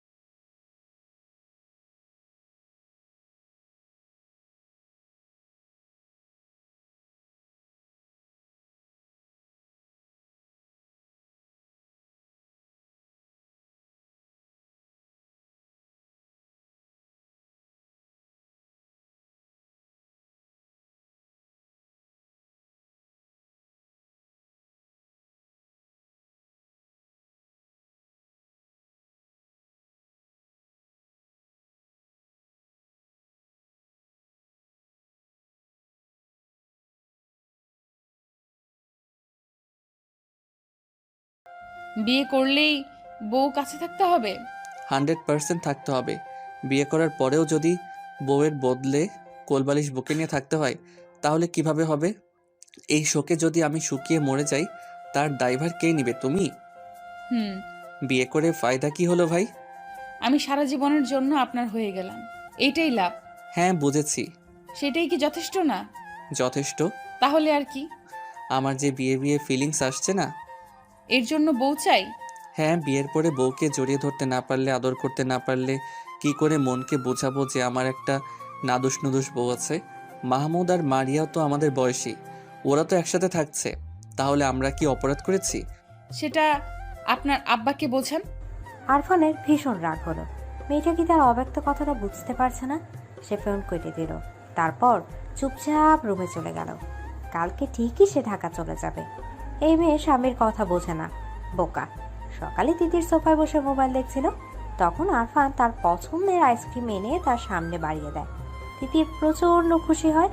খুশির ঠেলায় মনে মনে আরফানের নাকের ডগায় চুমো খায়। হাত বাড়িয়ে বক্স ধরতে গেলে আরফান সরে যায়। তার পাশে বসে আয়েশ করে আইসক্রিম খেতে আরম্ভ করে। আরফানের এমন কাজে তিতির আশ্চর্য হয়ে তার দিকে তাকিয়ে থাকে। প্রিয় জিনিস না দেওয়াতে এত রাগ লাগছে। আরফান আইসক্রিম খেতে খেতে বলল, কেমন লাগে আপু? একটু দেন না। একটু না, তোর খাটাস বড় বাবা আমাকে বউ থেকে বঞ্চিত করেছে। বিয়ে করার পরেও আমাকে সিঙ্গেল রাত পার করতে দিয়েছে। তুই কি ভেবেছিস আমি তোকে খেতে দেব? কখনো না। প্রিয় জিনিস কাছে থাকার পরেও না ছুতে পারা, না খেতে পারার কষ্ট কি হতে পারে এবার বোঝ। আপনি আমায় গাধা, সেটা তো কথার কথা বলেছি। তিতির আরফানের কথা বিশ্বাস করলো না। সে আরফানের আইসক্রিম খাওয়ার দিকে তাকে ছুটে রুমে চলে যায়। মনে মনে ভাবে, জামাই কি এমন লাগামহীন হয়? উফ। জয়তুন বেগম মুখ ভার করে বসে আছে। আরফান ওনার মনোবাসনা এমন এক তুড়িতে যে নষ্ট করে দেবে তা উনি কল্পনাও করেনি। ওনার কথার অবদ্ধ হওয়ার সাহস কি করে হলো? ছেলেটা এত বেয়াদব তা আগে কখনোই চোখে পড়েনি। নাতির সামান্য আবদার রাখতে না পারার কষ্টে মুখ ভার করে সোফায় বসে আছে। এ বাড়ির ছেলে মেয়েগুলো এত খারাপ, একটা আরেকটার সাথে প্রেমে মশগুল হয়ে গেছে। মান সম্মান পুরো শেষ। আরও রুম থেকে বেরিয়ে তার নানির বিষণ্ণ চেহারা দেখে তাকিয়ে ভ্রু কোচকায়। তার নানি আর মা একটু বেশি প্রতিক্রিয়া জানাচ্ছে, যা মোটেও শোভন না। হ্যাঁ, সে তিতিরকে পছন্দ করেছিল। বিয়ে করার আশা বুকে মাথা নাড়া দিয়ে উঠেছিল। কালকে তিতির আর আরফানকে স্বামী স্ত্রী রূপে দেখে তার যে খারাপ লাগেনি এটা একদম মিথ্যে কথা। তারও কিঞ্চিত খারাপ লেগেছে। ঘন মেঘে মনটা নিমিষে ভরে গিয়েছিল, কিন্তু সে তো আর বাচ্চা না। সঠিক ভুল বোঝার ক্ষমতা তার রয়েছে। সে তিতিরকে পছন্দ করেছে। বিয়ের প্রস্তাব দেওয়ার আগে তিতিরের থেকে সম্মতি নেওয়া উচিত ছিল। ওর পছন্দ অপছন্দ আছে কিনা সেটা জানা উচিত ছিল, কিন্তু সে তা না করেই বিয়ের আয়োজন শুরু করেছে। কিন্তু তার পছন্দে কি বিয়ে হবে? সে পছন্দ করেছে তিতিরকে, কিন্তু তিতির সে যে পছন্দ করে আরফানকে। দুজনের মতোই তো বিয়ে হয়, একজনের তো কিছুই হয় না। এখন অবশ্য আরফানের কোনো আফসোস নেই। তিতির আরফানের কাছে সুখী। সেও না হয় তার সুখ সন্ধানে পাখি খুঁজে নেবে, কিন্তু তার নানির প্রতিক্রিয়া সবার চোখে পড়ার মতো। আরুষের ধারণা জয়তুন বেগমের এমন প্রতিক্রিয়ার জন্যই তার মামা আরফান আর তিতিরকে এমন শাস্তি দিয়েছে। বিয়ে করার পরেও আলাদা থাকবে এমন হবে কেন? এটা কি ঠিক? সে জয়তুন বেগমের কাছে গিয়ে বসে। নানি, জয়তুন বেগম নাতির দিকে তাকায়, কিন্তু কোনো কথা বলে না। আরস তার নানির নিঃসুক চেহারার দিকে তাকিয়ে বলল, নানি তোমার কি মন খারাপ? না, তোমরা ব্যাপারটা শুধু শুধুই বাড়াচ্ছ। তোর চাওয়াটা পূরণ করতে পারলাম না, তিতিরকে এনে দিতে পারলাম না। নানি, তিতিরকে আমি পছন্দ করেছিলাম তাই বিয়ে করতে চেয়েছি, কিন্তু তিতির আরফানকে ভালোবাসে। তাহলে আমি বিয়ে করব কিভাবে? তিতির কি কোনো পণ্য নাকি যে কিনে আনবো? তিতির যদি কোনো পণ্য হতো তাহলে আমি আমার সর্বস্ব দিয়ে হলেও তিতিরকে আমার করে নিতাম। এখন অন্য কাউকে নিজের করে নেব। দেশে কি মেয়ের অভাব নাকি? তুমি আর আম্মা এমন করা বন্ধ করো। কি করলাম আমরা? এমন মন খারাপ করে থাকো বলেই তো মামা আরফানকে এমন শাস্তি দিল। ভালো হয়েছে। এটা ভালো হলো কি করে? ওরা এখন স্বামী স্ত্রী, তাদের আলাদা করার সিদ্ধান্ত কখনোই ভালো হতে পারে না। আমি কি করতে পারি? তুমি মামাকে বললে মামা নিশ্চয়ই এত বড় সিদ্ধান্ত নেবে না। জয়তুন বেগম আরুষকে যেমন ভালোবাসে তেমনি আরফান আর তিতিরকেও ভালোবাসে। আরুষের মনোবাসনা পূরণ করতে না পেরে তাদের উপর ক্ষুব্ধ হয়েছিলেন, কিন্তু বিয়ে যেহেতু হয়ে গিয়েছে এখন আর আলাদা করা আসলে ঠিক হবে না। একে অপরের উপর সম্পূর্ণ অধিকার রয়েছে। শাহাবুদ্দিন খান আর মহিবুল্লাহ খান একসাথে বসে আছে, দুজনেই বিভ্রান্ত। মায়ের কথা রাখতে পারেনি, তাই তাদের মুখ বিমর্ষ। জয়তুন বেগমকে দেখে শাহাবুদ্দিন খান নড়ে চড়ে বসে বলল, আম্মা, আপনার কথা রাখতে পারিনি, আমি লজ্জিত। আম্মা, আপনি চাইলে ওদেরকে আরো বড় শাস্তি দিতেও পারবো। জয়তুন বেগম মাথা নেড়ে না করে, ছেলেদের নিজের মনোবাসনা জানায়। শাহাবুদ্দিন আর মহিবুল্লাহ দুজনেই জানে তাদের সিদ্ধান্তটা ভুল ছিল, কিন্তু ছেলে মেয়ে অনুমতিবিহীন এমন কাজ করে ফেলতে প্রচুর রাগ হয়েছিল। পারতপক্ষে তারা দু ভাই মায়ের বাধ্যগত সন্তান। ছেলে মেয়ের এমন কাজে শুধু ওনারা না, বিশেষ করে জয়তুন বেগম অখুশি ছিলেন। এখন মায়ের সিদ্ধান্ত শুনে তারা চুপচাপ বসে থাকে। শাহাবুদ্দিন খান গলা উঁচিয়ে ওনার স্ত্রী সালমা বেগমকে ডাকে, আরফানকে ঢাকা যেতে নিষেধ করে। ছেলে ঢাকা না যেতে বলার কারণ শুনে উনি খুশি হয়ে যায়। আর কারো নজরে না পড়লেও ছেলের গম্ভীর বিষণ্ণ চেহারা ওনার নজরে ঠিকই পড়েছে। সারাটা দিন কেমন ছটফট করে কাটিয়েছে। উনি দেরি না করে ছুটে রুমের দিকে যায়। আরফান ঠুস ঠুস করে প্রয়োজনীয় জিনিসপত্র ব্যাগে নিচ্ছে। রাগে নাকের পাটাতন ফুলে ফুলে শ্বাস বের হচ্ছে। তার বাপ তার সাথে এত বড় শত্রুতা কী করে করতে পারলো? কতদিনের আশা ছিল তিতিরকে নিজের করে পাওয়ার, কিন্তু এখন বিয়ে করার পরে কাছে পাবে দূরের কথা, একটু কথা বলারও ফুরসত মিলছে না। আর তিতির গাধাটাও চোখের ইশারায় কিছুই বোঝে না। আরফান কয়েকবার কাছে ডেকেছে, কিন্তু ও দূরে দাঁড়িয়ে ছলছল চোখে তাকিয়ে থেকেছে।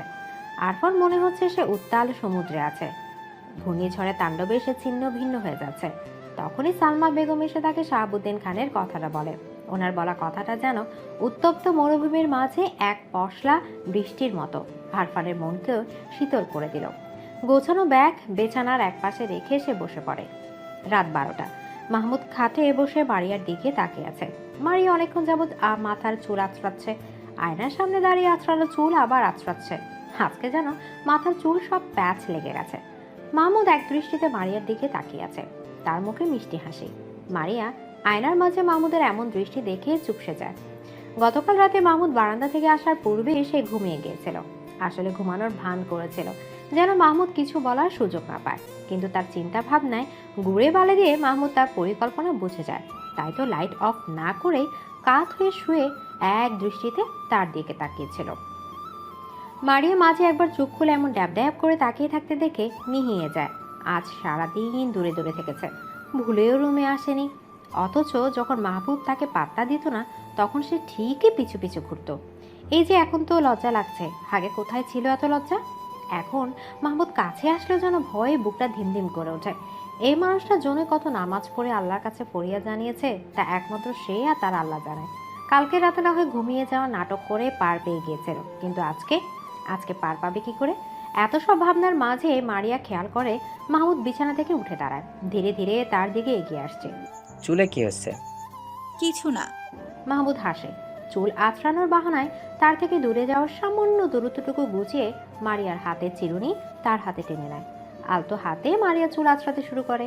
চুল আঁচড়ানোর সময় মাহমুদের মৃদু হাতের স্পর্শে সে কেঁপে ওঠে। মাহমুদ স্ত্রীর সূক্ষ্ম কাঁপন টের পায়। কাঙ্ক্ষিত নারীর সান্নিধ্যে এসে তার বুক কেমন করে যেন ওঠে। মারিয়াকে পেছন থেকে আঁকড়ে ধরে। মারিয়া কুকড়ে যায়, কেঁপে ওঠে। মাহমুদের তপ্ত অধর মারিয়ার ঘাড়ে এসে লাগে। সে ছটফট করে ওঠে। মাহমুদ তাকে 5 কোলা করে কোলে নেয়। বিছানা শুয়ে মাহমুদ বলল, আজকেও কি ঘুমের ভান করবে? মারিয়া ঠোঁটের কোণে মুচকি হাসির রেখা ফুটে ওঠে। সে হাসে। মাহমুদ মারিয়ার ঠোঁটের কোণে লেগে থাকা হাসিতে হাত বুলিয়ে বলল, হাসলে হবে? কি করতে হবে? কালকে রাতে বলেছিলাম ভালোবাসি, তার উত্তর চাই। মারিয়া মনে মনে শতবার মাহমুদকে ভালোবাসে বলতে পারলেও কেন জানে মুখে বলতে পারছে না। বলতে হবে। অবশ্যই। লজ্জা লাগে। আগে পিছু পিছু ঘুরতে আর বলতে এখন আমি তোমার বর, এখন বলতে লজ্জা লাগে? মারিয়া সত্যি আগের মাহমুদকে দেখলে এত লজ্জা লাগতো না, এখন যত লজ্জা লাগে। সে আবারও মুচকি হাসে। মাহমুদ তার দিকে ভীষণ মায়া চোখে তাকায়। বলো না, বলো। এত মায়াবী আবতার ফেরানো যায়? মারিয়া পারল না। সে মুগ্ধ চোখে মাহমুদের দিকে তাকিয়ে থাকে। মাহমুদ মারিয়ার চোখে চোখ রেখে বলল, আগে তো ভালোবাসি ভালোবাসি বলে পাগল করে ফেলতে, এখনো তো লজ্জা পাচ্ছ কেন? জানি না। লজ্জাবতী বউকে দেখলে ভালোই লাগছে, কিন্তু এই কথাটা বলতে হবে। মারিয়ার এত সুখ লাগছে, সে অতি সুখের হাসি হাসে। হাত বাড়িয়ে সামান্য দূরে থাকা মাহমুদের গলা আঁকড়ে ধরে ফিসফিস করে বলল, ভালোবাসি আমার সুপুরুষ। মাহমুদ মুগ্ধ চোখে হাসে। অধরে ছোঁয়া দেয় তার প্রিয়তমার কপালে। মারিয়া কিছু বলতে চায়, কিন্তু অতি শান্ত পুরুষ যেন অশান্ত হয়ে গিয়েছে। মারিয়াকে কথা বলার সুযোগ দেয় না। মারিয়া চোখ বুজে নেয়। উল্লাসে মুখরিত হয়ে হৃদয় প্রাঙ্গণ। আরফান রুমে এসে স্তব্ধ হয়ে দাঁড়িয়ে থাকে। সামনে আগাতে পারছে না। তিতির খাটের একপাশে বসেছিল। আরফানের আসার শব্দে উঠে দাঁড়ায়। আরফানকে এভাবে দাঁড়িয়ে থাকতে দেখে তিতির মাথা নিচু করে। আরফান হাসে, খুশি হয়। প্রিয়তম লাজুক মুখের দিকে তাকিয়ে মনের ভেতরটা সুখে কানায় কানায় পূরণ হয়ে যায়। সে এগিয়ে আসে। তিতির হাসতে গিয়ে কেঁদে ফেলে। আরফানের হাসি মুখ নিমিষে হতবম্ব হয়ে যায়। এগিয়ে গিয়ে তিতির মুখটা হাতের আঁচড়ায় তুলে বলল, কি হলো? তুমি আমার কাছে, সেটা আমার বিশ্বাস হচ্ছে না। কেন? জানি না। আমি তোমার খুব কাছে ছুঁয়ে দেখো, তাহলে বিশ্বাস হবে। এমন রাতে কাঁদতে হয় না তিতির সোনা, শুধুই আদর করতে হয়। নরম মোলায়েম হাতের আঙুলে নিজের আঙুল দিয়ে পেঁচিয়ে বলল, তিতির। আরফানের কণ্ঠে এমন কিছু ছিল যেটা তিতিরের বুকের ভেতরটা একদম ছাড়খাড় করে দেয়। প্রচণ্ড বাতাসে নাড়িয়ে দেয়। সে আরফানের দিকে তাকায়। আরফান কেমন আদর মাখা মায়াবী চোখে তাকিয়ে আছে। আরফান তিতিরকে ছেড়ে দিয়ে দাঁড়ায়। তিতিরের শরীর মৃদু কাঁপছে। আরফানের চোখে তার সবই পরিলক্ষিত হয়। সে তিতিরের হাত ধরে বলল, আমার তিতির পাখি, আমি তোমার মাঝি হই, কথা দিচ্ছি সারা জীবন এর থেকেও বেশি ভালোবাসবো। তিতির মাথা নাড়ে। আরফান আর তিতির কেমন ঘোরঘোলা এক চোখের দৃষ্টিতে তাকিয়ে থাকে। তারপর একে অপরের জড়িয়ে ধরে। আরফান আধো আধো কথায় তিতির খিলখিল করে হাসে। আরফান পরম মমতায় বিবাহিত স্ত্রীর কপালে ভালোবাসার স্পর্শ দেয়। দুজনের মনে ভালোবাসার উচ্ছ্বাস, কাঙ্ক্ষিত মানুষকে কাছে পেয়ে সমুদ্রের গর্জন হৃদয়ে বাজে। আরফান তিতিরকে পাখির মতো উঠতে দেয়। তিতির আরফানের গালে ভালোবাসার ছোঁয়া দিয়ে বলল, তুমি আমার উজান ঘাটের মাঝি, আমার মাঝি। আরফান হাসে। ভালোবাসে তার প্রিয়তমাকে অনেক অনেক বেশি। নিঝুম নিস্তব্ধ রাত। চারিদিকে ঘুটে ঘুটে অন্ধকারের চারপাশ চেয়ে আছে। রাতের দুটো পাখি জোড়ায় জোড়ায় উড়ে যায়। নিঝুম রাত, 2 রুমে সার্থক কপতিরা একসাথে সারা জীবন কাটানোর প্রতিজ্ঞা করে। ভালোবাসার জোয়ারে ভেসে যাওয়ার চেষ্টা করে। সব ভালোবাসা এমন পূর্ণতা পাক, শত বাধা অতিক্রম করার সাহস হোক। আরফান, তিতির, মাহমুদ, মারিয়ার মতো সবাই পূর্ণতা পাক।